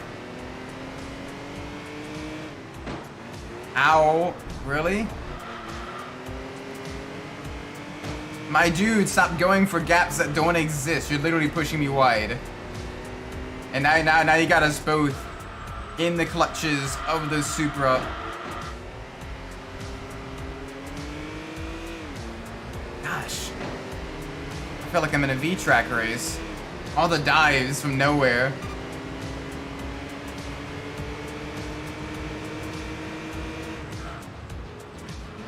There we go. That throws you offline. Serves you right. But that Supra's got a major power advantage compared to us.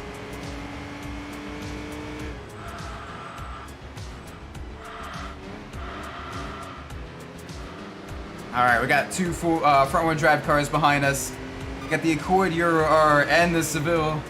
Both of them, each fast in their own way. The Seville's got that raw power and asphalt crunching torque.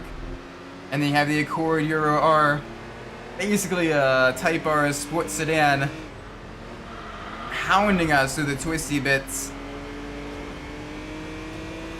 It's gonna be a tough race. It's gonna be a tough battle. But if we can hold on, if we can push,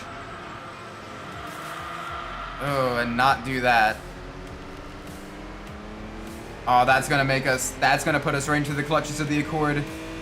All right, come on, V6 power. V6 power, please. Let's go. Alright, so we can out-accelerate the Accord. But through the corners, it is gaining on us. So as long as we can kind of park it on the apex and it don't just punt us off, we might be able to run a defensive line against it. Oh, side by side. We will have the inside for the next corner, though. Ooh, my word. Give me a little bit of space, buddy.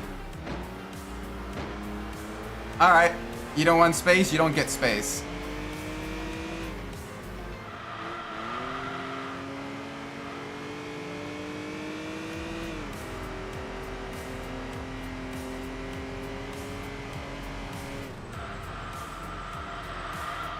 Oh, that's gonna put us again right back in. Yeah, they keep getting rear-ended by the Accord. They're a little bit angry now. To be fair, we did. They didn't give us space. We kind of drove them off the course just a little bit. Oh, an exit. That's a 5-second penalty to Isaac Umbras.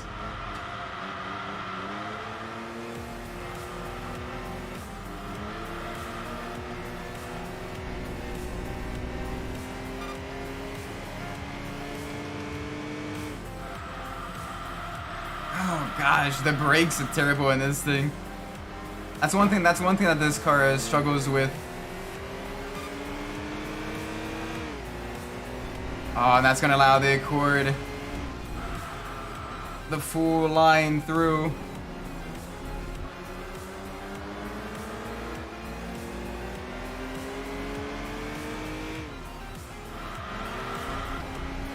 Alright, come on, we gotta find a way to get back. I got the Dodge Neon SRT4. It's a nice car. It was used a lot in a lot of like SCCA racing and everything. Yeah, we don't have a shot here. We don't have a shot here. No. Okay, so Japanese Grand Prix. Not quite. We don't quite have the capability of doing that in the Peugeot. Yeah, okay. Our ranking did decrease a little bit. Thought we had a shot, but just a little bit spicy there. Yeah, definitely have no chance in the US Grand Prix. We do the French car race though. But yeah, the Neon SOT is pretty nice. Back in the 2000s and 2010s, it was used a lot in a lot of like grassroots motorsport and everything. And even had a fairly big in the front row drag scene as well, because that engine had quite a bit of modability. So it was nice. Glad son feel better. Good, glad to hear it, man.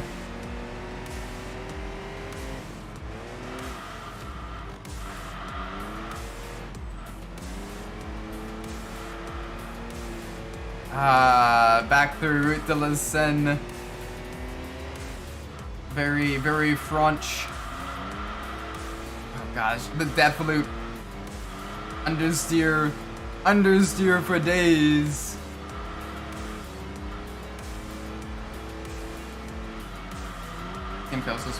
I mean, the game does take a lot of inspiration from Gran Turismo. It was kind of one of the quote-unquote Gran Turismo clones of the early to mid 2000s, where a lot of other companies were trying to, you know, get their share of the simcade market that Gran Turismo kind of cut out for itself. And honestly, it did a fairly good job. It just got overshadowed by Gran Turismo being a PlayStation exclusive, focusing a lot more on the kind of the more obscure cars from different countries. That was also just a little bit on the quirkier side, but it's a great game. Like, definitely, if you have a means of emulating it, or if you have the original hardware and you can find the game, I definitely recommend picking it up. It is very nice.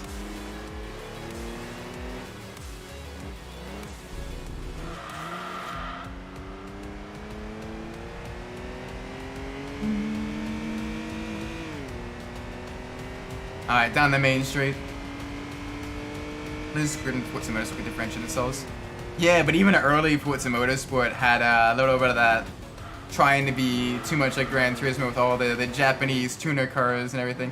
And I mean, like, tuner cars directly from like Japanese tuner manufacturers like Tom's and like Top Secret and Trio and all that stuff that was in the game.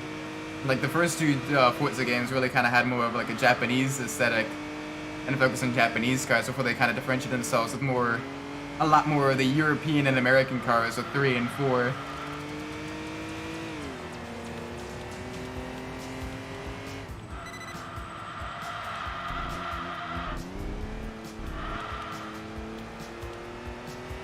It's definitely, like, it definitely wears its inspiration on its sleeve.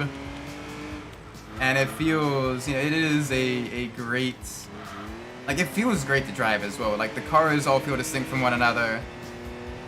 You know, an older vehicle will feel kind of, a heavier front-wheel drive car will kind of understeer a bit more. So you gotta really kind of adjust your driving style and adjust the settings of the cars to kind of tune out and get the vehicle to do what you want it to do. And it is really, really nice. Oh gosh. Alright, gotta be careful for that corner. Gotta be just a little bit careful. Alright, look, there's the Arc de Triomphe. In case you didn't know, we were in Paris.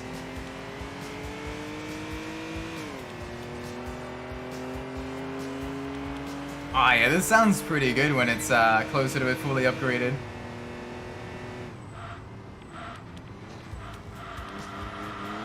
Nice and easy. We do have a gaggle of French cars chasing us down, but we are pulling a little bit of a gap. Despite the fact that this is one of my weaker tracks, one of my tracks that I'm not quite as strong at.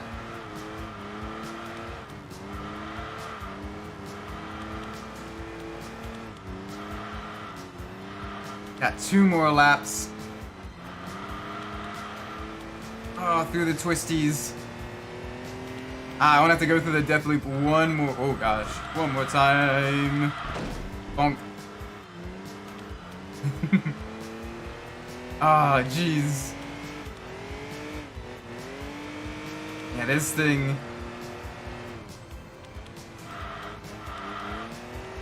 This thing's a little bit.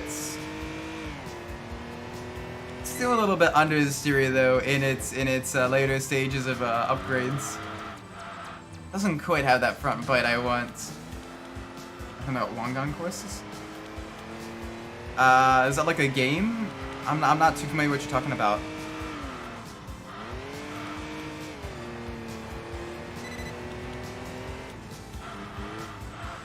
Oh boy. Alright, nice and easy through the twisties. Then we got a tight hairpin, and then the one spot where you really get to let your vehicle open up its legs on this track. Everything else is a lot of really slow speed corners. One of the few spots where you can really push.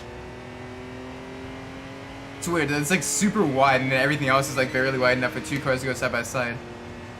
You one go the highway course in Japan. I mean, it's not necessarily a highway course, it's just a highway. Personally, I kind of prefer the Shinkanjo and the C1 loops because it's a lot more twisty. So you kind of go down to like the vehicle handling as opposed to just pure power. But it is fun reaching like the crazy high speeds on the Wangan. But in the Tokyo Extreme Racer games, it is always very difficult racing there because you're like, oh man. All the opponents always have a lot more power. It really limits what kind of cars you can use.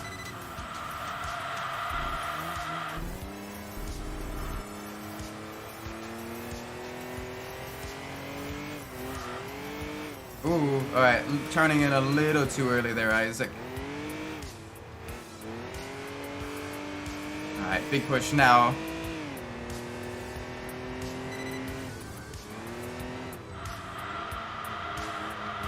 Alright, into the hairpin. Try to use a little bit of that weight transfer to rotate the car around the... There we go, not too bad.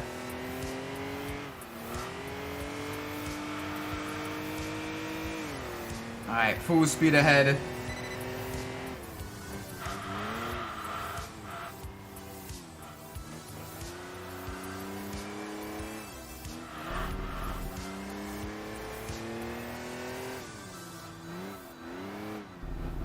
Back. Oh no, not your back too. No, I'm kidding. Welcome back. We're just about to finish this French race. Cross the line. Boom, shakalaka. The game has, yeah, the variable center of gravity is super cool as well. It kind of lets you really kind of diagnose why your vehicle is doing the thing that it's doing and everything. It is really good. Like, as far as like simcades go, it definitely leads a little bit more into the sim than the arcade side. Fromsh. Ooh. We have fully upgraded this car as well.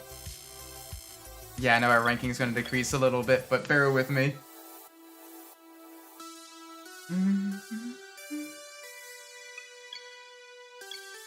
Alright, let's see. Let's see what sporty cars we can race. We got a choice of 4. Got an Evo 7. The Alpha 147. Alright, nice. Another lightweight front-wheel drive. If we get another front-wheel drive European car, 3 in a row, that'd be we got the Evo 7, and then we have the Evo 8 as well. And then we have the Legacy V4. So 3 Japanese four-wheel drive cars, and then an Italian sport compact.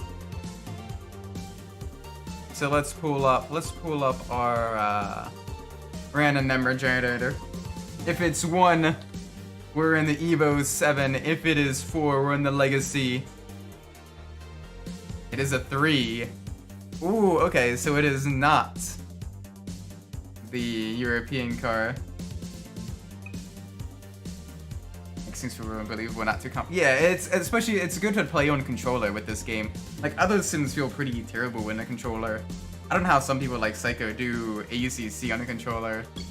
I always end up like overdriving the car, and I can't feel when I'm losing the rear end. Which, granted, is a problem with the Mercedes. You need to know when you're struggling. Yes. Yes. Yes. Yes. I know our ranking decreased. I don't care.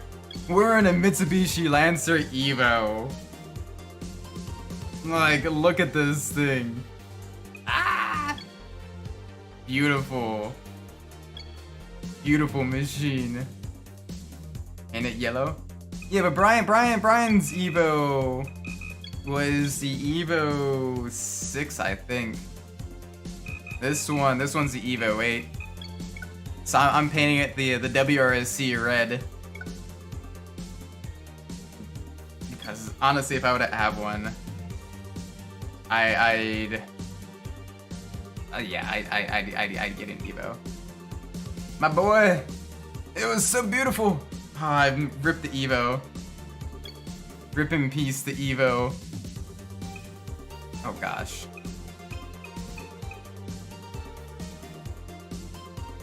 I mean, what else can we do? What else can we do? What else can we do? We do have a forward drive race. Yeah, we got a forward drive race at Tsukuba. In the Evo, in the wet. I like the old Evos. Evo 3.5. Yeah, the 3 is one of my personal favorites. I really like that one. But honestly, most of the Evos are really, really nice. Like, there's very rarely what I say is there a bad Evo. Like, I'm not the biggest fan of the Evo 10. Just because that one doesn't have the 4G, the 4G engine. Oh, it's a 7. Okay. Yeah, 6, 7, and 8, they do kind of blend together a little bit, so it's hard to... Either way, this is the Evo 8, which came out after Too Fast, Too Furious. Woo! We got a little bit spicy here. We definitely tuned this thing up for that oversteer. So that's gonna feel really good coming out of the corners. With that all-wheel drive grip. Can use the throttle to rotate the car.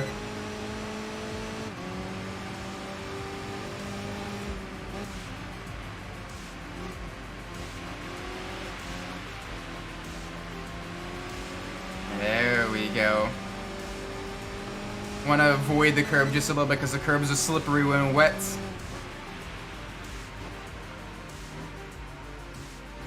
Alright.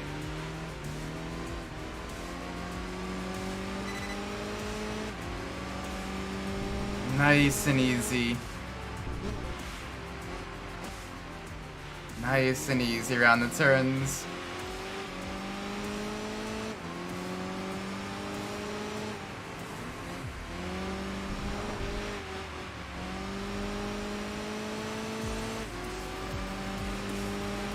Woo! It is a little. We did make it a little bit spicy. It does live up to that bright red coloring though. Just showcasing to everyone, danger, danger, danger. Holy cow, this thing is quick. Ah, it's beautiful though.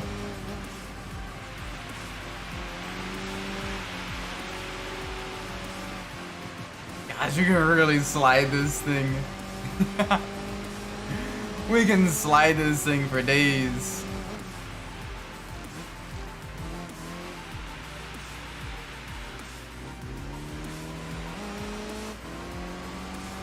Oh, this is such a beautiful vehicle.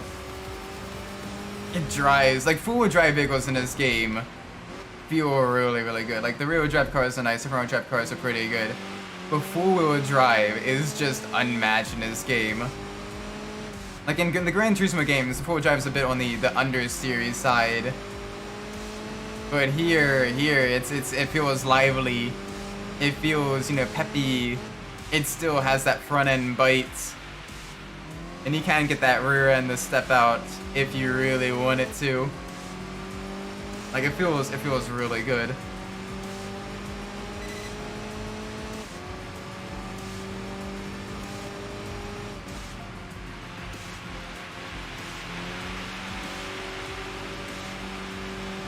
Holy cow, we can literally drift through the final corner of Tsukuba. And set a new fastest lap while doing it.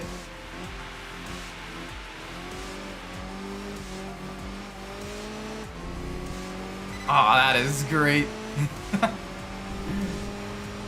We don't quite have that many laps left. If we had a few more, we may end up being able to lap some of the drivers. The fact that some of them are just going through the final corner now. Like, holy moly. We're gonna struggle to find a challenge here in the Evo.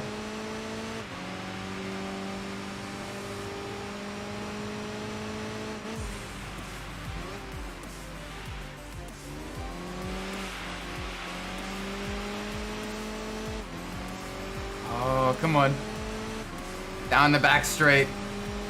In the wet, getting over 100 miles an hour.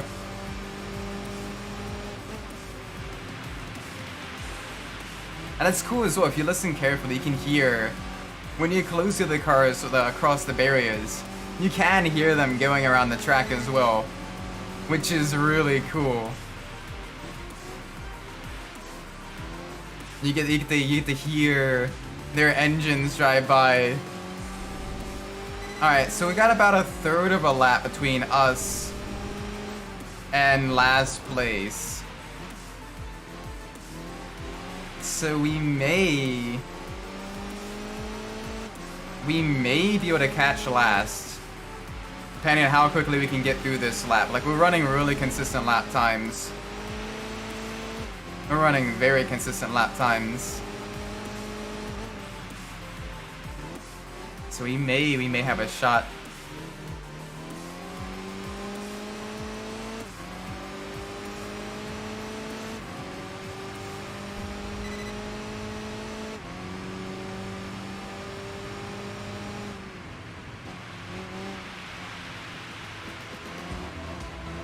Oh, come on. Alright. They're basically just one or two straights ahead of us, more or less. It's gonna be close. A little bit slower that lap. About 2/10 slower.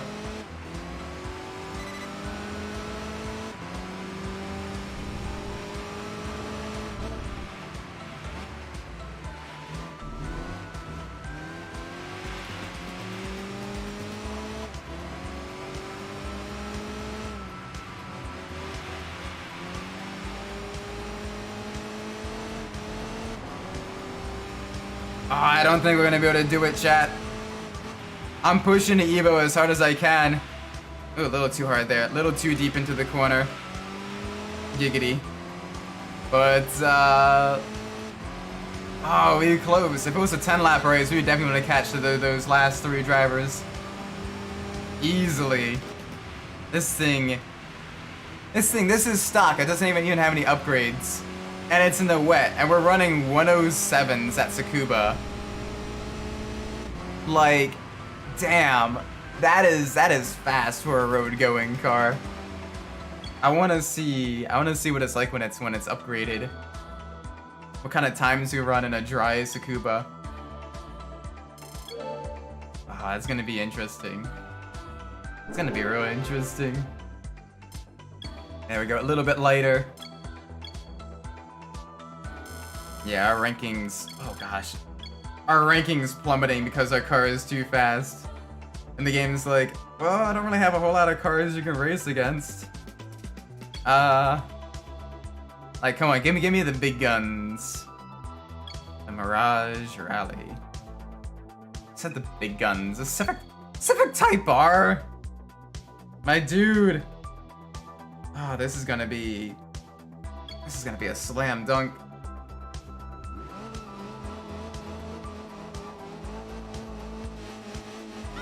Alright, let's see what we can do here.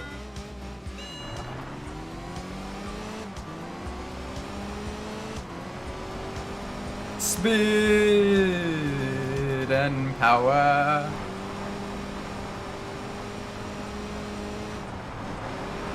Oh yeah, you can really slide this thing as well. Just gotta be careful not to get too over aggressive with the slides, but this would be a great vehicle to take on some of the other off-road courses.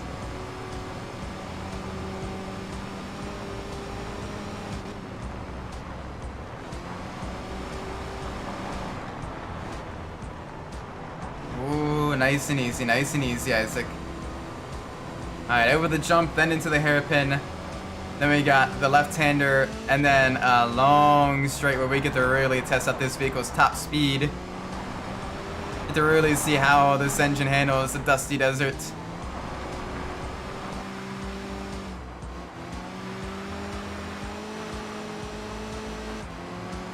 Ooh, a little bit slippery.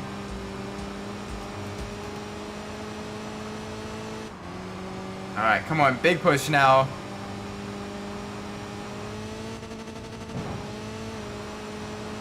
Alright, 120, 130, 140, alright. 140 it is.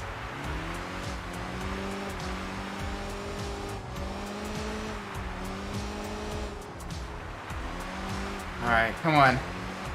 Back to the left. Gotta get a little bit more rotation in.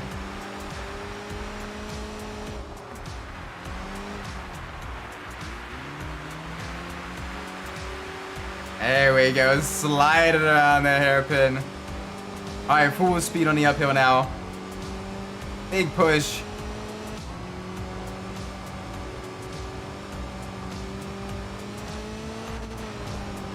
Across the line.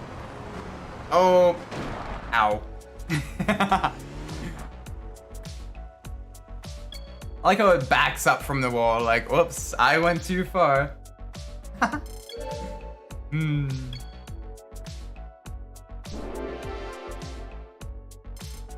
we go, we get some grippy boys. I wonder what the next RS race is. Our car is already pretty quick. We can kind of really, you know, crunch down on the competition, even in these early stages. The New Year's Cup at Autumn Hill. Alright. We got a shot here. We are going to be starting from the back, and we got to make our way up to the front, methodically, trying to minimize our contact so we get some more of those upgrades. This will be good. This will be good. This is where we can get a lot of those victories and podium positions in some of the RS races, now that we got a really good high-tier car. Alright, already out-accelerating the Aston Martin. Got two other British vehicles ahead. Got the Evo 7 ahead as well.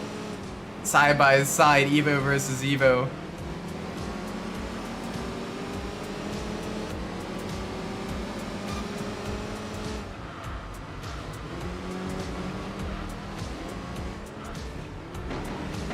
Alright. The Jaguar and the Cobra are being annoying. As that Cerberus. Wow.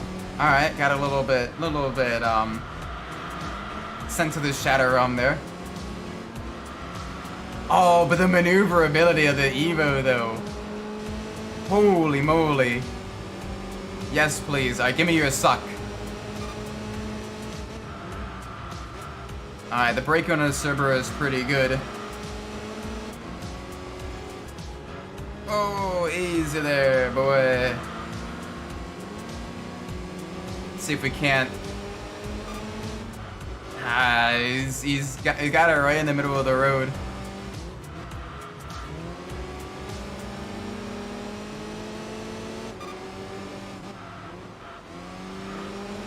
Alright, we'll be able to pass them coming out of this corner. We're going to take a wider line. And then we're going to cut back. Oh, they're hugging the inside. We'll pass them on the outside then. Side by side down the main straight.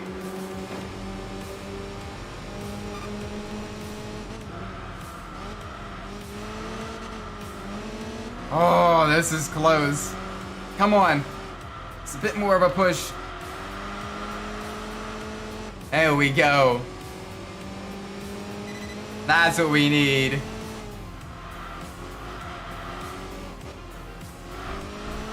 That is what we need. That is what we came here to do. Alright.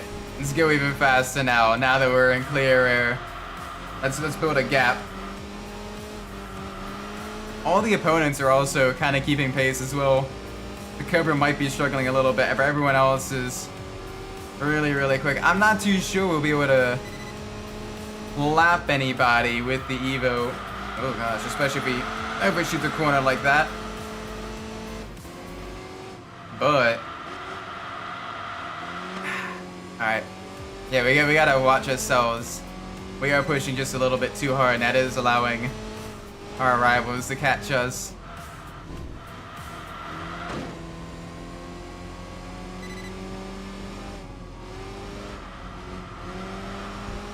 Through the tunnel.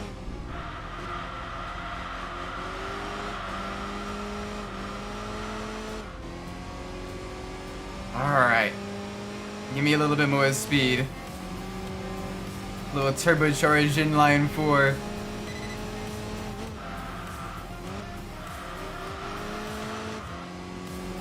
Alright, 4 seconds ahead of the Cerberus. About 10 to 12 seconds ahead of last place. So we need to build a little bit more of a gap. We need to see if we can't. I want to try to lap at least one person, and this is the track to do it on. This is also an RS event where the cars are fast, the drivers are aggressive, and all the cars are fully upgraded as well. We're close to it. So it'll be interesting to see what all we can do here. I gotta brake a little bit before that final marker. That understeer is gonna get me.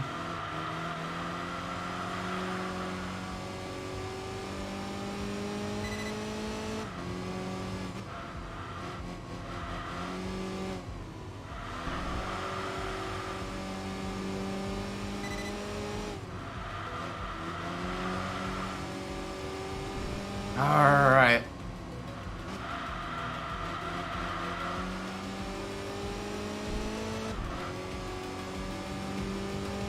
Come on, big push then, big push.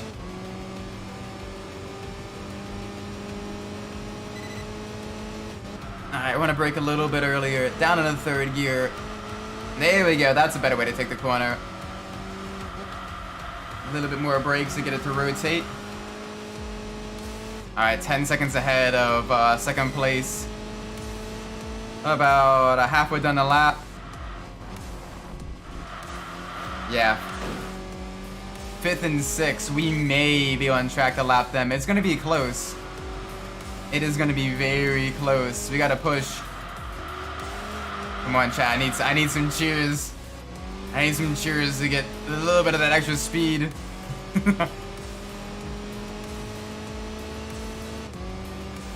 5, 6. Okay, that one was a little bit slower.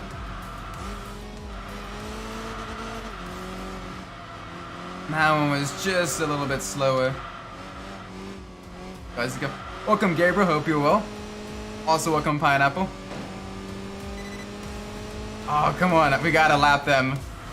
I wanna lap someone. That is the challenge. Alright, they're about 26 seconds behind. So we need to put 20 seconds on them in 4 laps. That's 5 seconds a lap. 5 seconds a lap difference. Oh, we might be able to do it, but we gotta push hard. 5, 6. There we go, new fastest lap. By a couple of tenths, but hey, every little bit counts.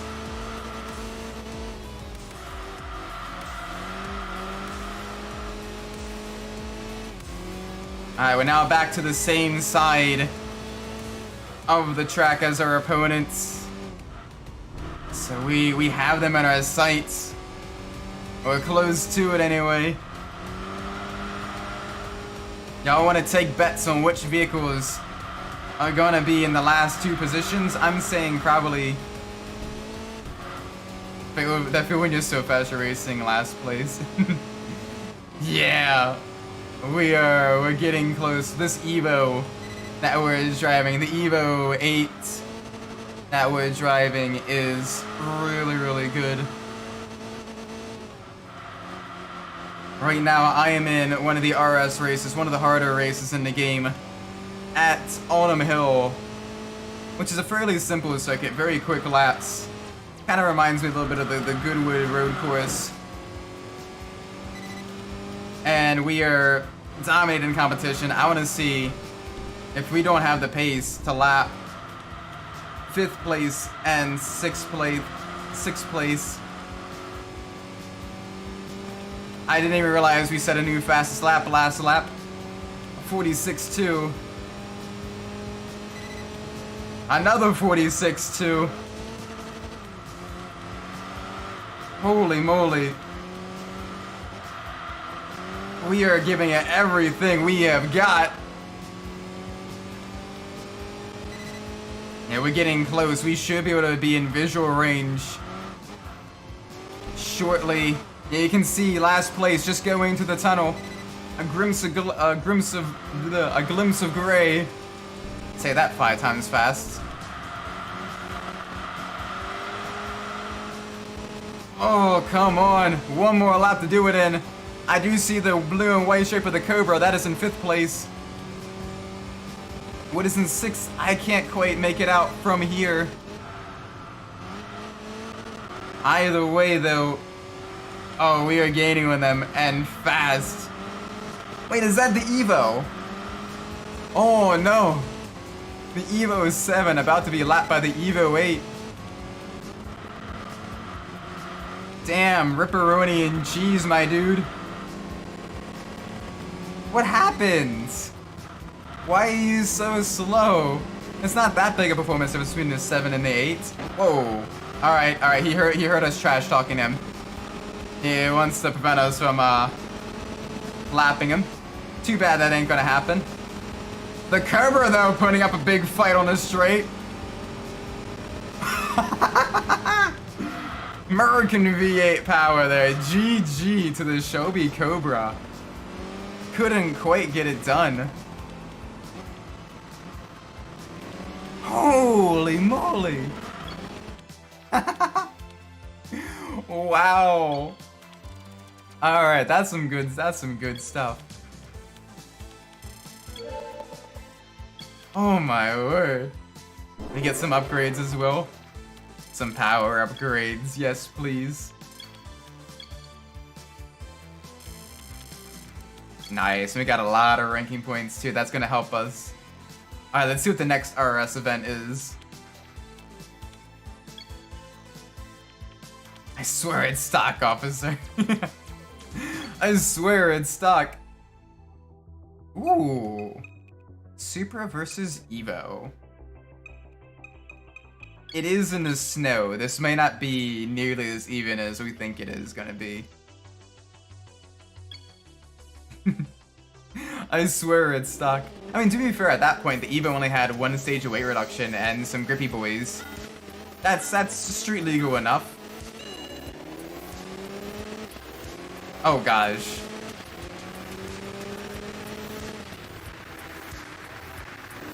We, woo.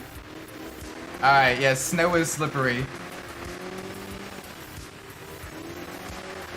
Bonk. Alright, we want to minimize our bonking.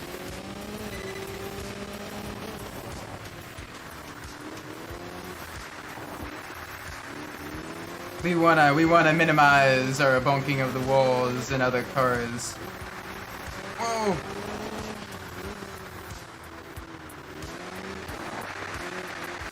Use a little bit of that e-brake to help the rear rotate around. Gotta be careful under the bridge, it does narrow. The Supra is actually keeping decent pace for being a fairly chunky rear-wheel drive car.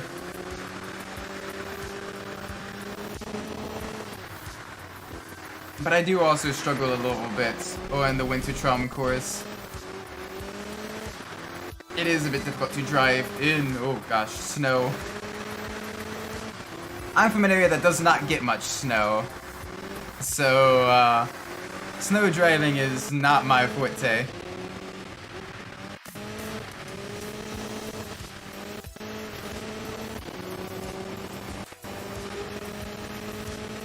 Yum.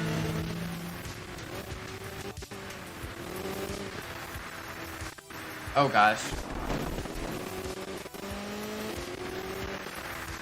Alright, easy there, buddy. Easy there.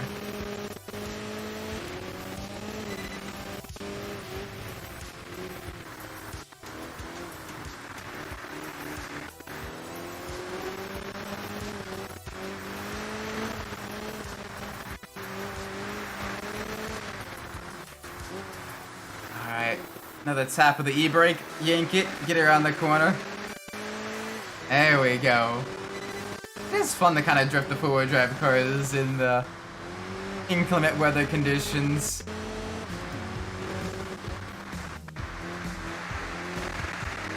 Ugh, bonk. I do gotta be a little bit careful though.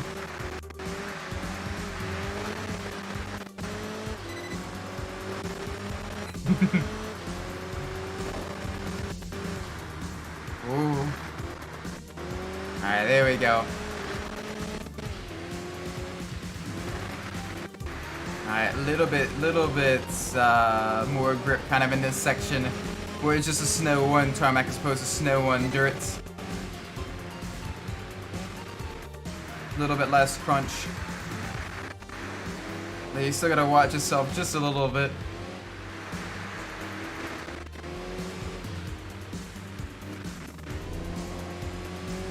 There we go.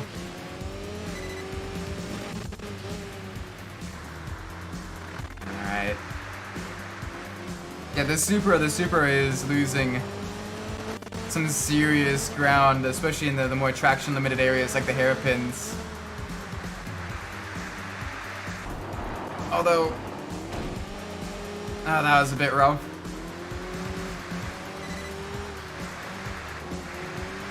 There we go, a little bit of a tippy tap of the brakes.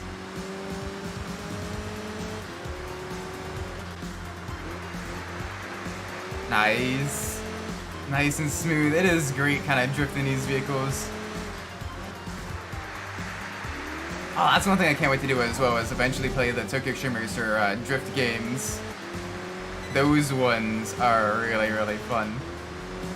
But with that'll have to wait for just a little bit. Just a teeny tiny bit.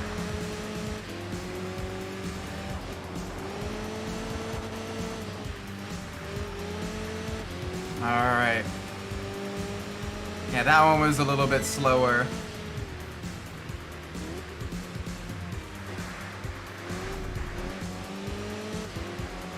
That lap was a bit slower.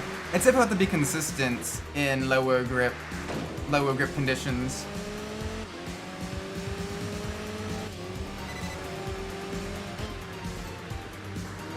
As you're kind of more so managing like slides and everything, managing various stages of slip and oversteer and understeer. Most on the tarmac, the level of grip is fairly consistent, so it's easier to kind of find your lines and braking points.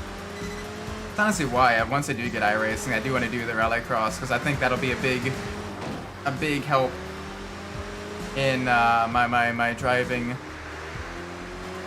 I think that's where I am probably the weakest.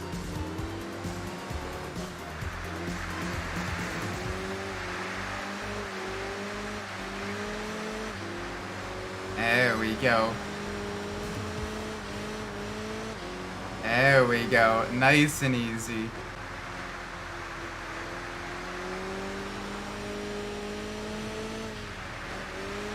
Alright.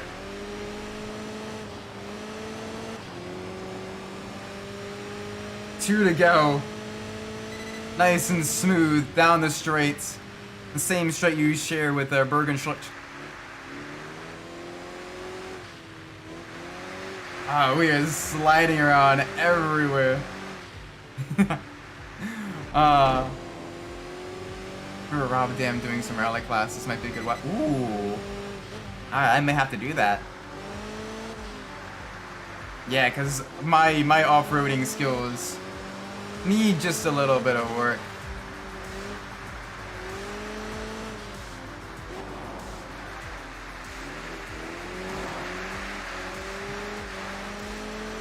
I don't know, sometimes I'm genuinely like really quick, and other times I'm just like way off pace. Oh dear. There we go.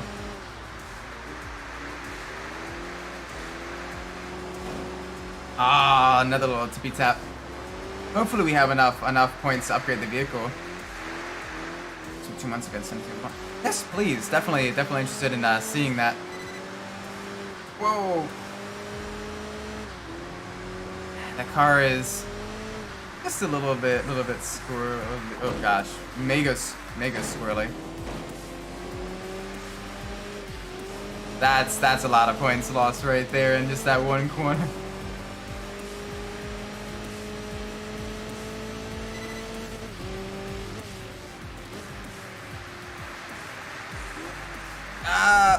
Okay.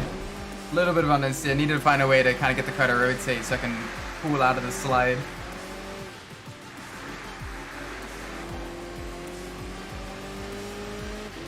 Alright, either way, let's get this race knocked out. See what the next RS event is.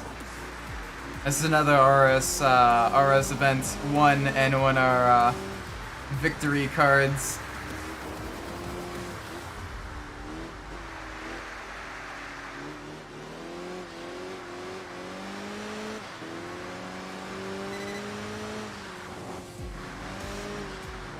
Ooh, okay, easy.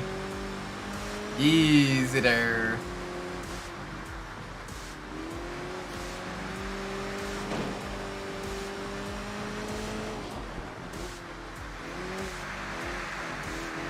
Thank you, by the way. I just saw the Discord notification pop up. I appreciate that.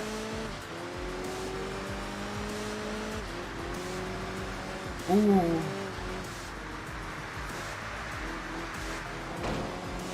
Alright. Come on. Final couple of corners.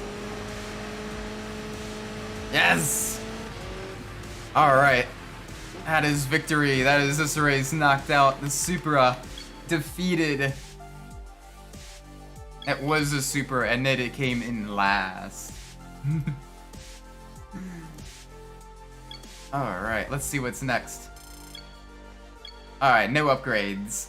Fair enough. We at least got enough ranking points to keep our ranking nice and solid.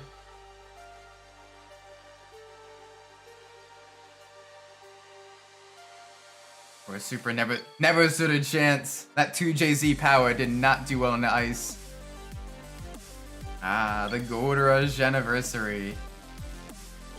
Ooh, we have another Evo as well. The Evo is 6. The Tommy Makinen edition as well. Ooh, the special edition.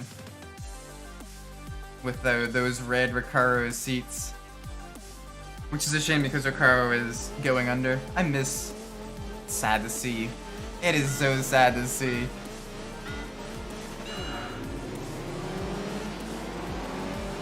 Ooh, we got some spicy cars. Yeah, some 2 hot hatches. 2 of the Evos, first and second, nose to tail through the corner.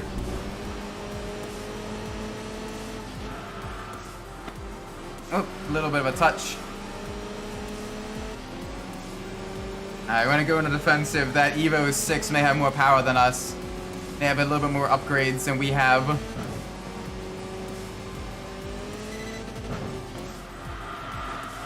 But we'll be able to outmaneuver it through the twistier sections. Because we got this thing set up for that crazy slides.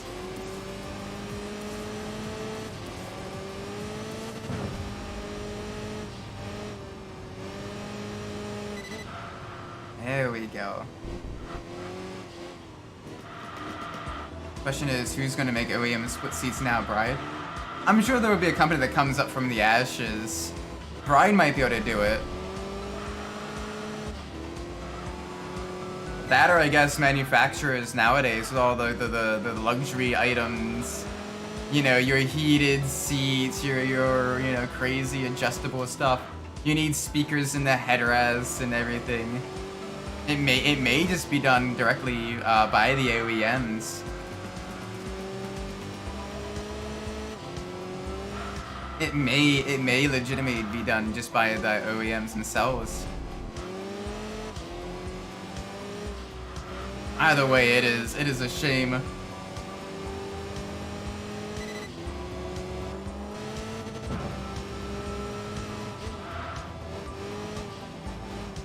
Ooh. Easy.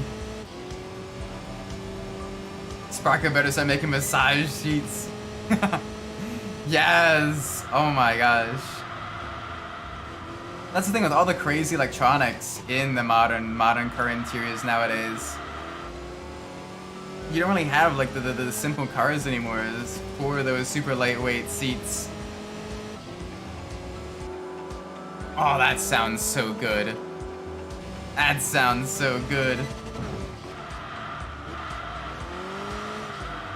You get a little bit of that blow-off valve as well.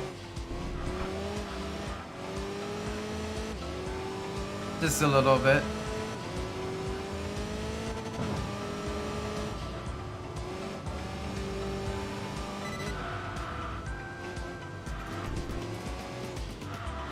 There we go. Nice and smooth through here.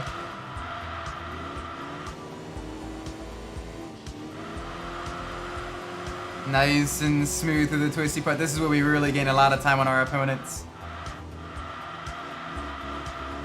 We get to let San Francisco hear this glorious 4G63, these little inline fours. First and second with the Evos as well. That's the good stuff.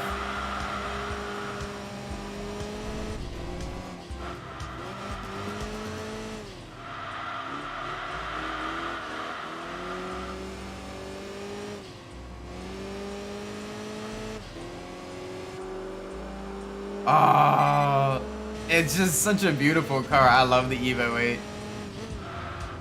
I mean, I love most of the Evos. Like, they're just great vehicles. I'd love to have one. A stylish chef's kiss. Thank you, thank you. Yeah, I got this thing dialed in just right, where you can just four-wheel drift it through the corners. It's a little bit spicy in lower grip conditions, like in the wet and in the snow.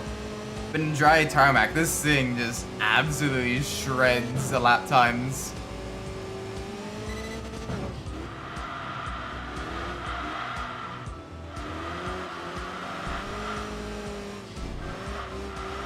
Oof. I say as I understeer into a wall after the chicane.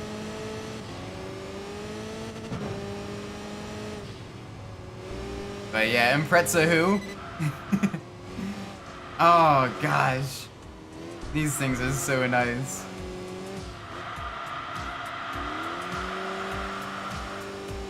These things are really, really good. If I can stop touching the wall.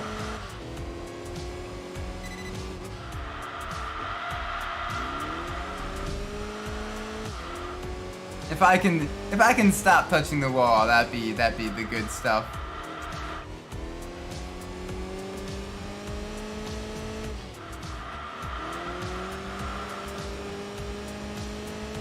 Alright, come on. I want to at least get the Evo to the max level as well before we get to before we end the stream. Just cause I'm in a mood to just drive and enjoy the cars tonight. So I wanna. It's gonna be a little bit of a longer stream.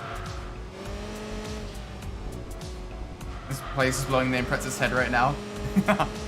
Not like the Impreza needs any help blowing head gaskets. Well, God forbid you take a corner too fast on stock internals. Whoopsie daisies, the oil pump can't handle G-forces.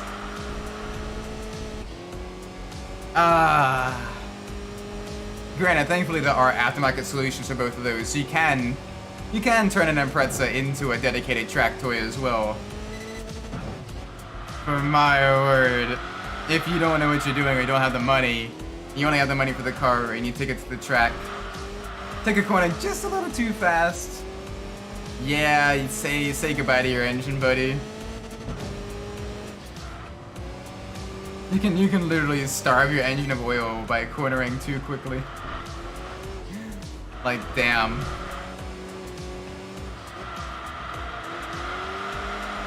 That is rough. I'm surprised Subaru themselves didn't make like an upgrade for those engines for the oil pump. For like, you know, motorsports use and you know, high performance driving use. That would be super cool.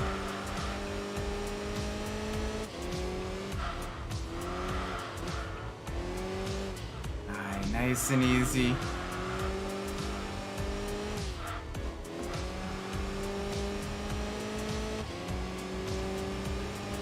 Alright, one more lap after the chicane. Brake early. That way you don't get the car too crossed up through the chicane. Final lap. Now let's see if I can run better than a 150. I'm gonna push now.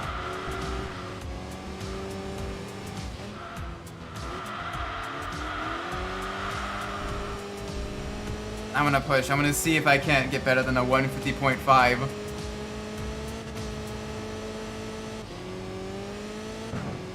It's gonna be close.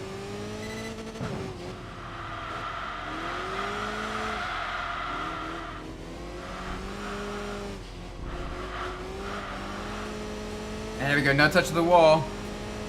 Using the full width of the track.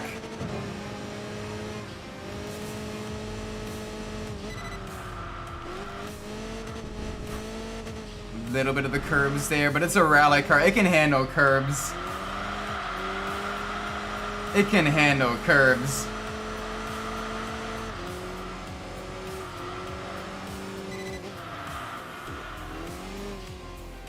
Come on, give me a little bit more of that rotation through the hairpin.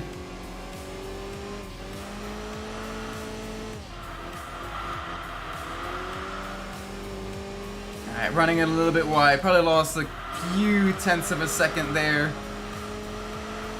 But we are pushing.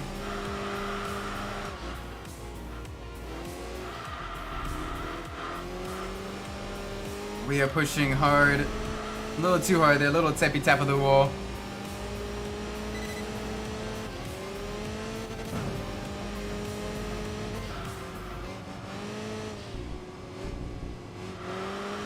$44, $45. 49 too. Okay, that is much faster. Dang. That was nice.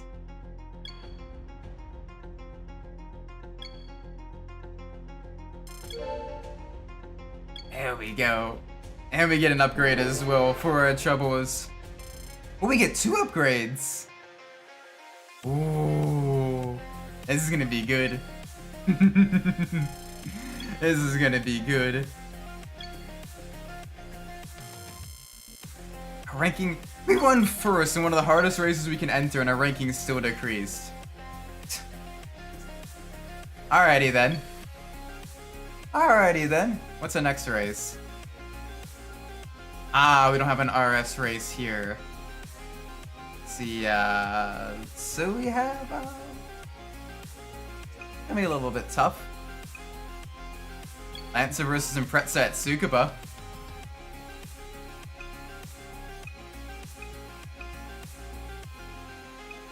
Three Evos. 3 Imprezas. Ooh. It's gonna be a fairly even matchup. It's gonna be a fairly even matchup. This is gonna be good. Race of the Japanese rally legends.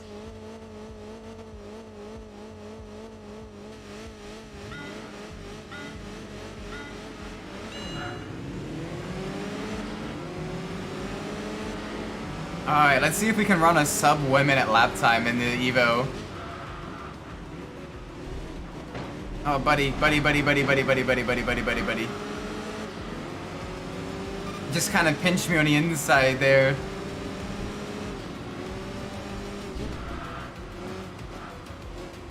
The race of the legends. Hell yeah.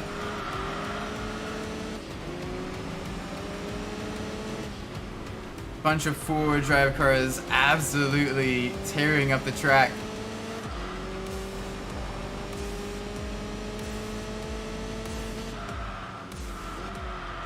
I wish there was more racing series for like four-wheel drive cars. That'd be kind of cool just to see the lap times they can do. Fortunately, at least in the States, it's mainly relegated to time attack competition and that type of stuff. Alright, 110, but that's from the start. Where we were kind of, one, we had the start, and two, we were kind of bottled up behind some of the other opponents. So we got 5 more laps. Let's see if we can't go just a little bit quicker.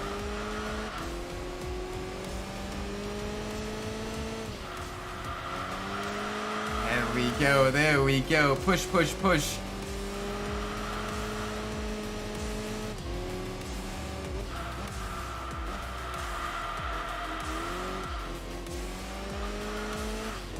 Whoa.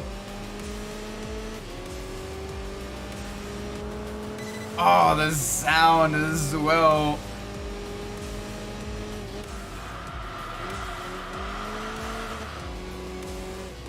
Alright, come on.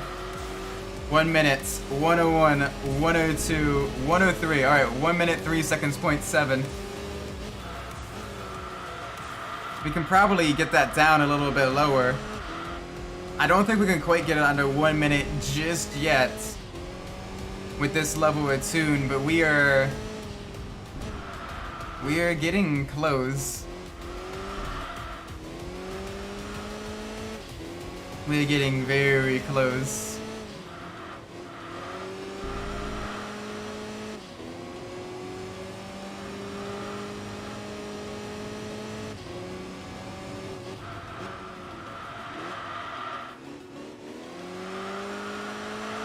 Around the hairpin, down the backstretch. Let the Evo stretch its legs. Oh, that sound is just beautiful.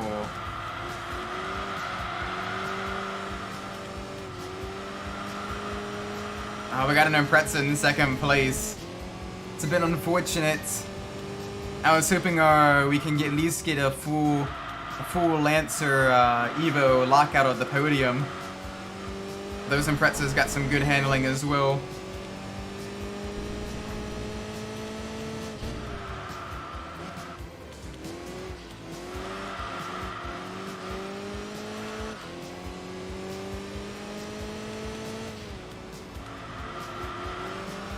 Come on.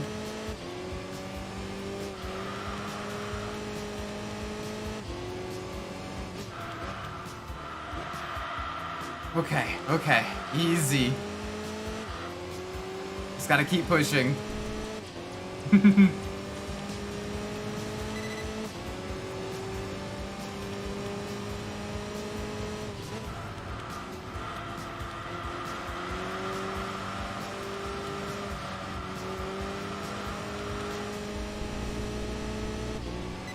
Ooh, 102.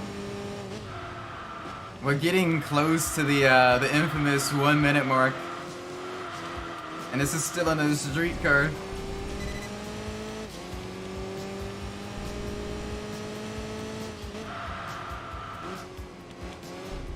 Alright, nice and easy around the hairpin.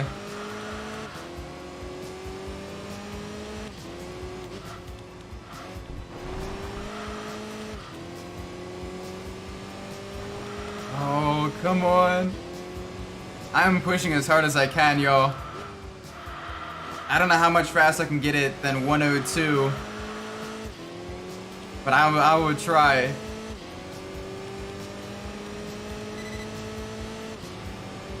I'm gonna try.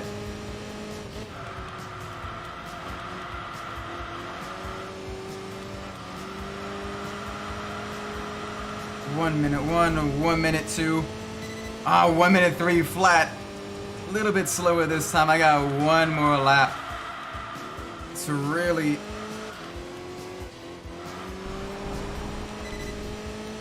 get something going.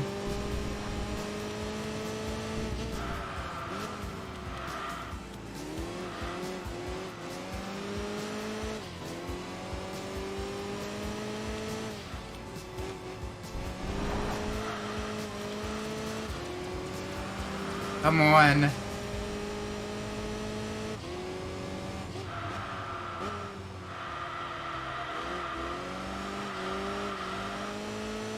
Oh my word. Need a little bit more speed.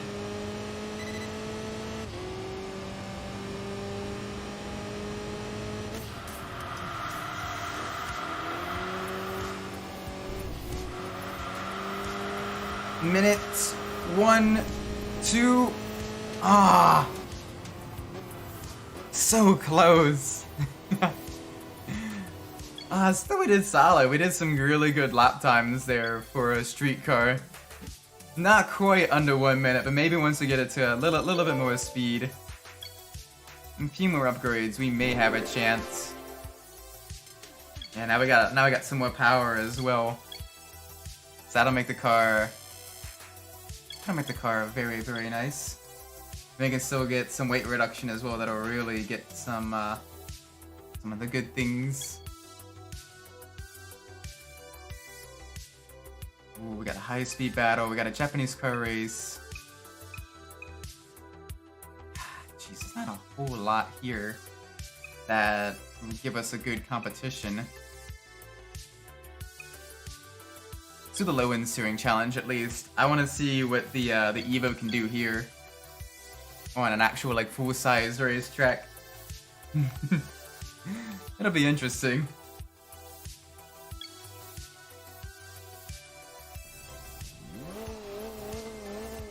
The downside of not having any RS events to compete in when you're in a high-end car like this.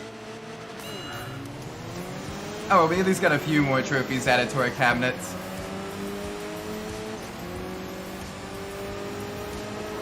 Alright, get a draft up to the Volvo. Oh my gosh, this thing rips in a straight line. Wow.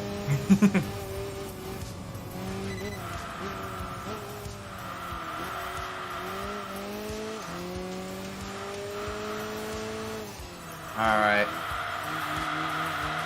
Let's see what we can do with this.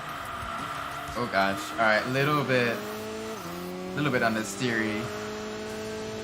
Little bit understeery through the cat ears.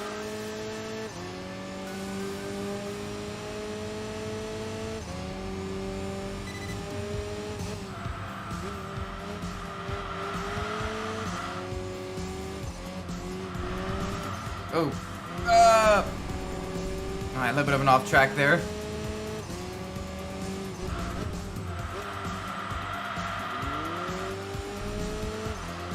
Oh, easy.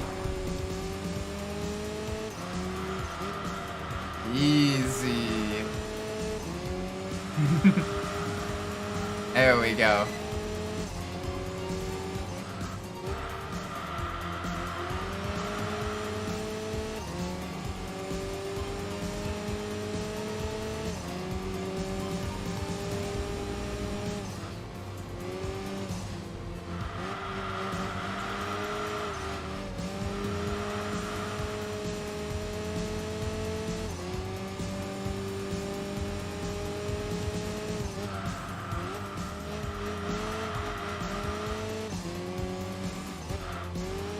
Alright.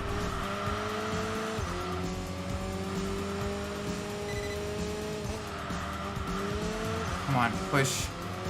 Push.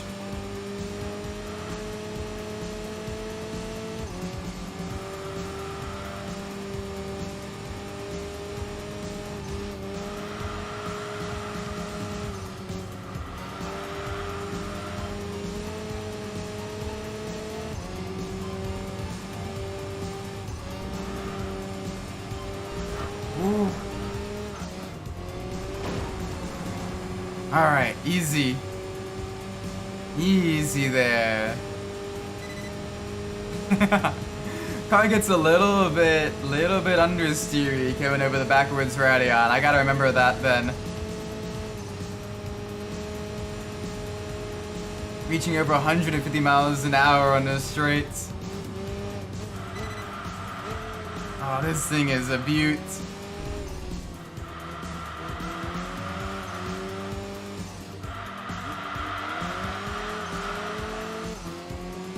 Alright, big push into the next ear.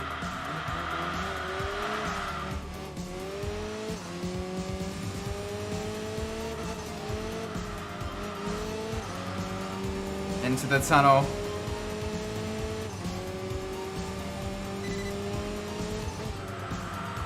Alright, here we go. Right-hander, left-hander into the cat paw.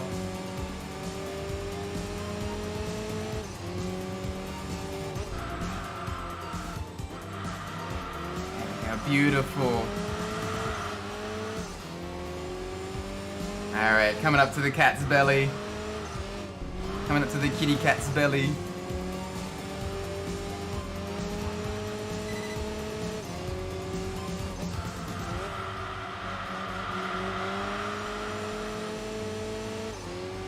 Yes. Come on, let's keep going.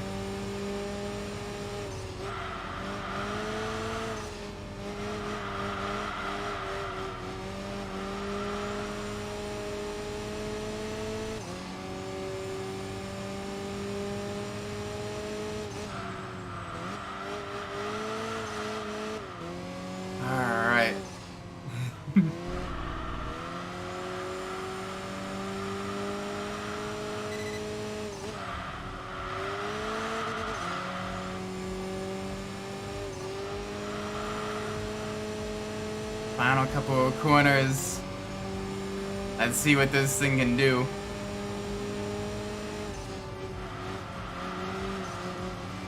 Nice and smooth. Gosh, I feel bad. We're just absolutely curb stomping the competition. And then drawing rude drawings on their faces when they're unconscious. Nice.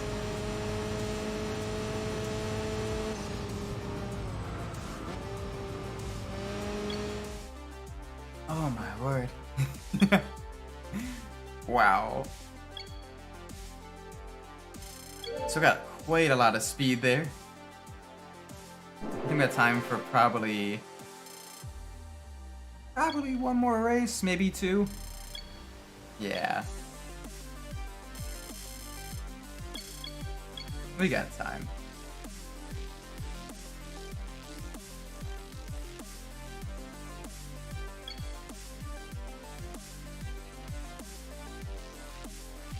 Ooh, the Japanese car hill climb match.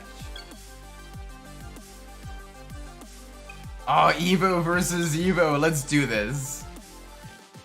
A duel on the Toge. An evolution versus an evolution.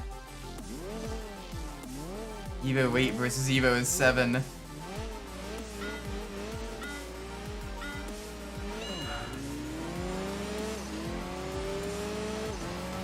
There we go.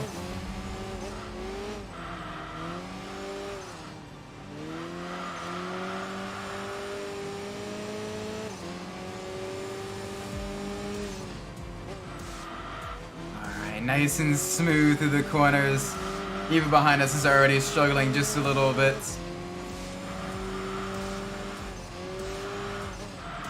Oh, alright, we're struggling a little bit too.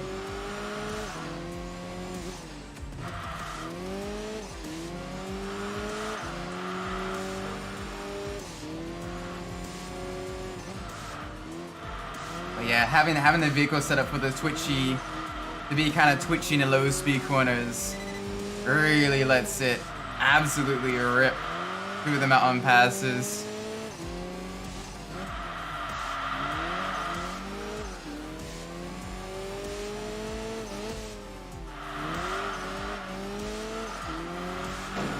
A little bit of an understeer there on exit.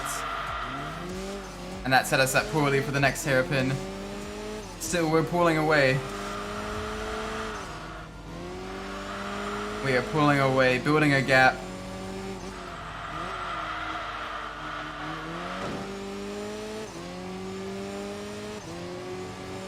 Oh my word.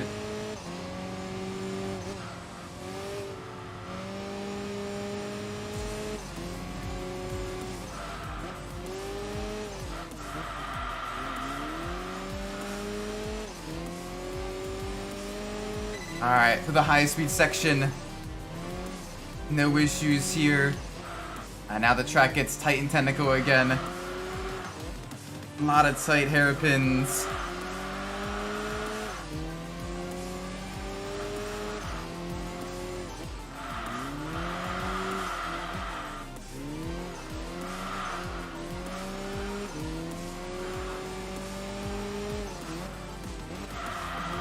Alright, I can't quite Scandinavian flick it. I have a little bit too much grip. I have to use my brakes more than anything else to get that rotation.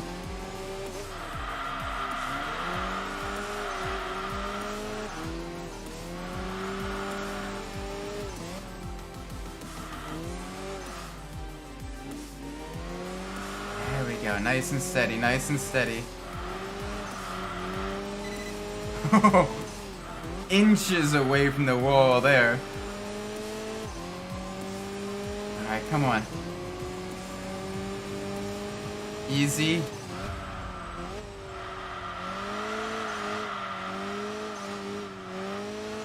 Only a couple corners left. The track's gonna open up a little bit. Jeez, the difference between the Evo 8 and the Evo 7 is massive, it seems.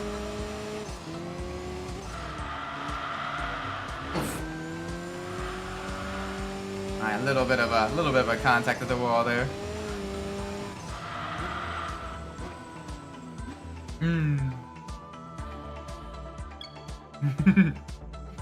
Nice.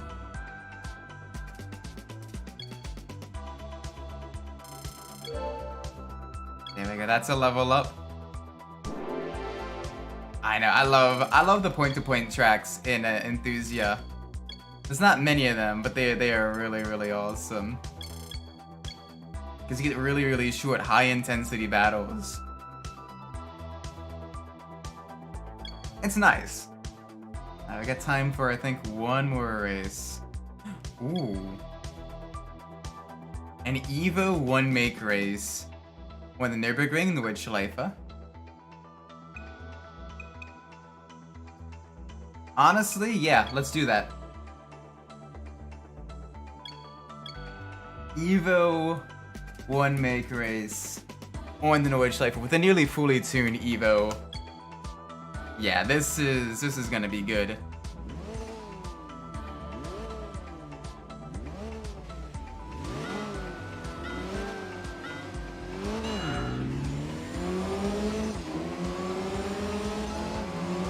Alright, I wanna back up just a little bit. It's gonna get... Yeah, it's always aggressive in the first turn. Is no body kit modifications? No, not here. Even the upgrades are basically kind of just changing some variables, like the tire grip level, vehicle weight, and tire power. No body kit stuff here. It's more kind of a down-to-earth sim-cade, sim racing type of thing. Plus, also getting the licenses for body kits would be very expensive, and Konami didn't exactly have that kind of money. Then they more so went with getting licenses for more cars as opposed to getting modifications for the cars. But I mean, even stock, like it's an Evo, like it looks great.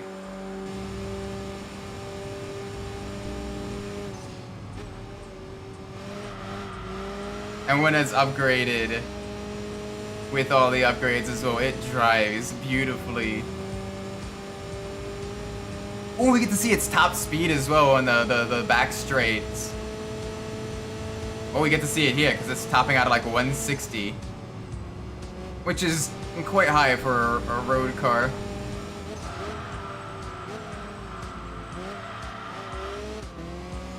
Yeah, I mean, most of the Nissan Skyline GTRs look good in stock form. Like, it's just nice.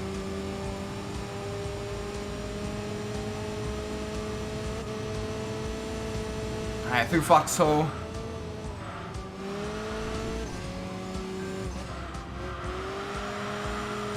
Alright, now through the S's. Oh, okay, car got a little bit jumpy there through the S curves. But we're all good so far. 2 minutes into the lap. No death yet.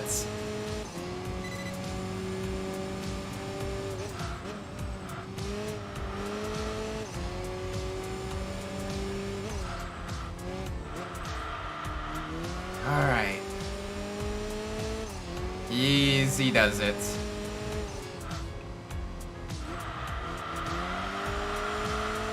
Easy does it.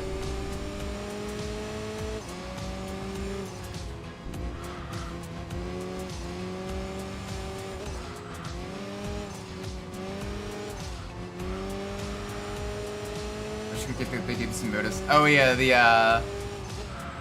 the Group A version. Yeah, unfortunately not. The closest you can get is the Calisonic Skyline R32 Group A and some of the Gran Turismo games. But yeah, no Gibson liveries for that. But I'm pretty sure in like GT7 and in other games, you could probably get a Gibson livery for the R32 Skyline in like the community hub and everything.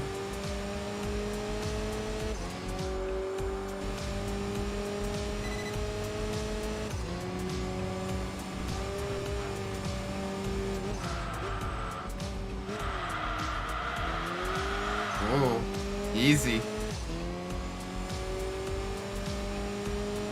Yeah, easy.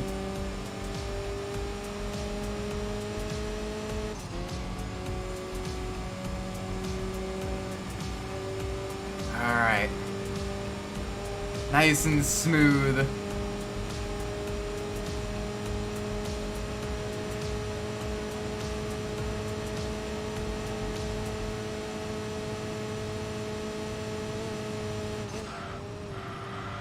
Oh gosh, oh gosh. Alright. Sliding. Sliding just a little bit. I think that's tough. Oh, no car is perfect. Every car has got a little bit of issues. You know? For example, the R32, for starters, it's got OBD1. So maintaining and diagnosing it is a pain in the butt. It did also kind of suffer a little bit from understeer. And, you know, it's... like, it was a very good car, but, like, there's no such thing as a perfect car. The Honda Fit is perfect. Okay, yeah, okay, scratch that. There is such thing as a perfect car. The Honda Fit. What more could you want? Now, I'll give you the rear answer to what a perfect car is. One that I'm driving. That's not cocky and egotistical.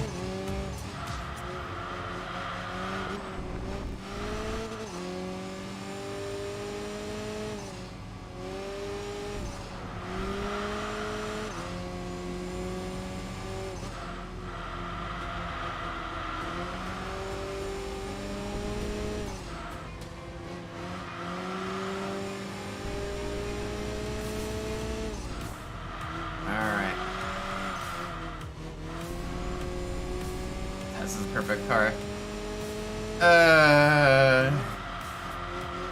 The panel gaps determine that was a lie. Oh.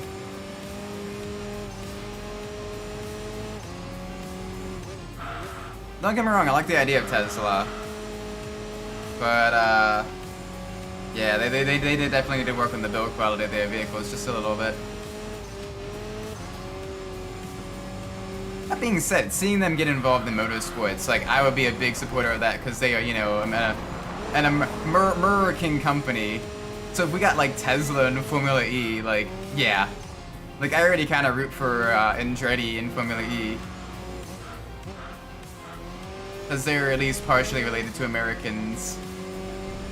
But to have Tesla, you know, a full-on like American company in Formula E, yeah, that would be awesome.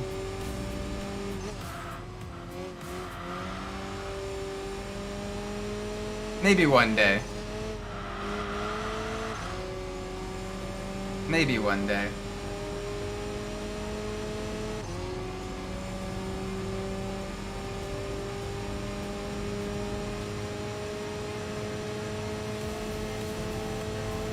Alright, let's see what this tops out at. 160. 166. Okay, 166 is this car's top speed.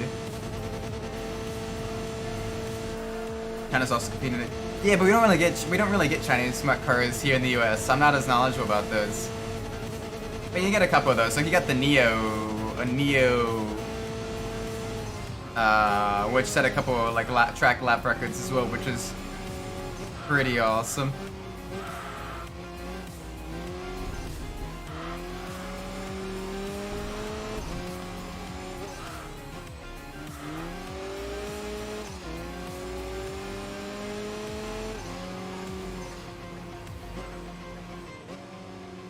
I just want to be so bad. Yeah, like more so it's like I don't want to be like just crazy expensive like luxury items that have like an iPad on every surface. I want a simple electric driver's car. Like that would be kind of fun. Like ironically, the first Tesla Roadster is probably the closest thing to that, and it was built off of the Lotus Elise chassis. That being said, I wouldn't mind actually owning a first generation Tesla Roadster. That'd be kind of cool. All right, let's see what options we got in the real sports class. All right, we got 4 here. We got the Corvette, not the Z06, the Z51, so a bit of the lower powered Corvette. Got the TVS Cerbera. Got the Shelby Cobra. Oh gosh. That thing is terrifying. And we got the Nissan Fairlady 240Z. Alright, let's pull up to the after party.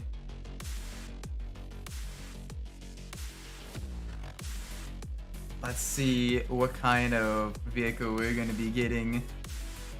4 options. If it's 1, it's the Corvette. If it's 4, it's the Nissan Z. The Chevy RX-7. No. No! Do not put an Elas in a Mazda 4. Alright. Any more Caterham Project Vs? Yes. So the Fairlady 240Z. We got in Grand Prix Red, Grand Prix White. Oh, that deep maroon color. That is... nuts!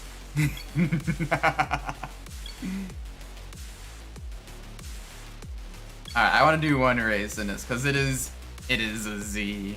It is a Z. No dark blue. No, because it wasn't offered as an OEM paint for this generation of car. Only the maroon, the white, and the red were available.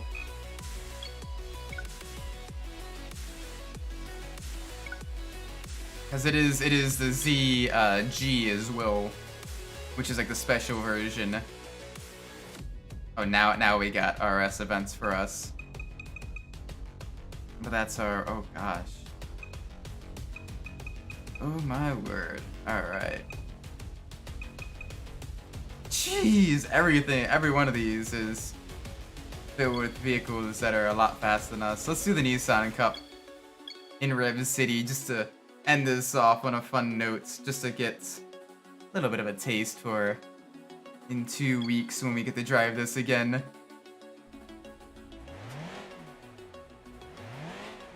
Yes! The carbureted inline 6.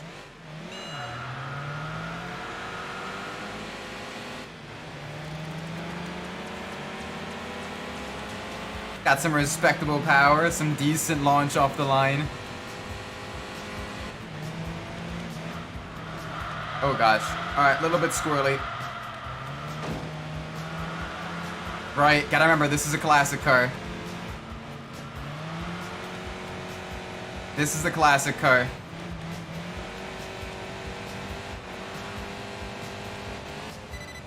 Oh. Holy moly.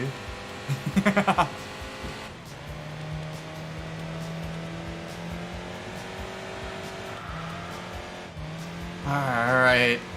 Here we go. Ooh. 70s tires. Yeah, we got the bias ply tires. Oh my word. They do not have grip. They do not have a big contact patch either. They are very narrow.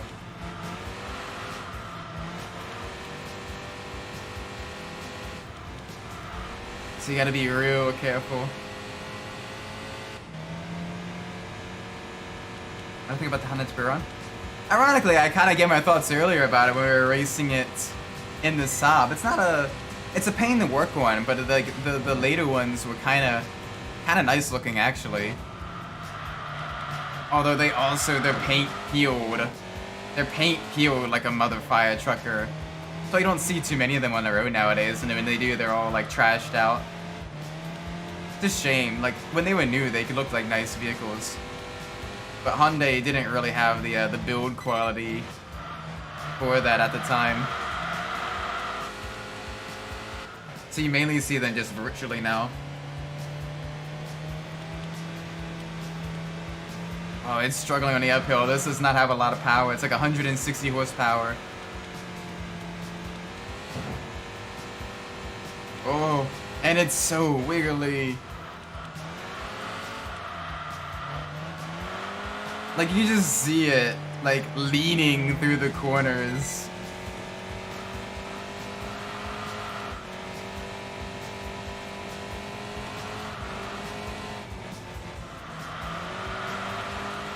Come on. Nice and easy.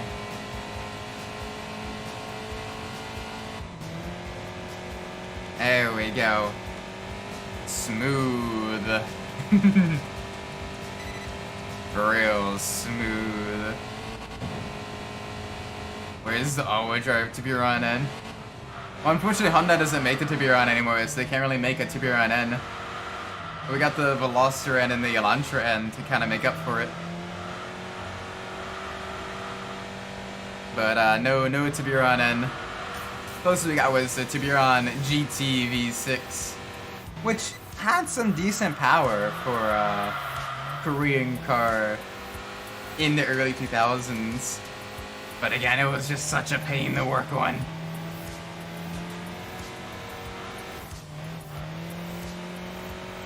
I would know. I had a friend who had one of those.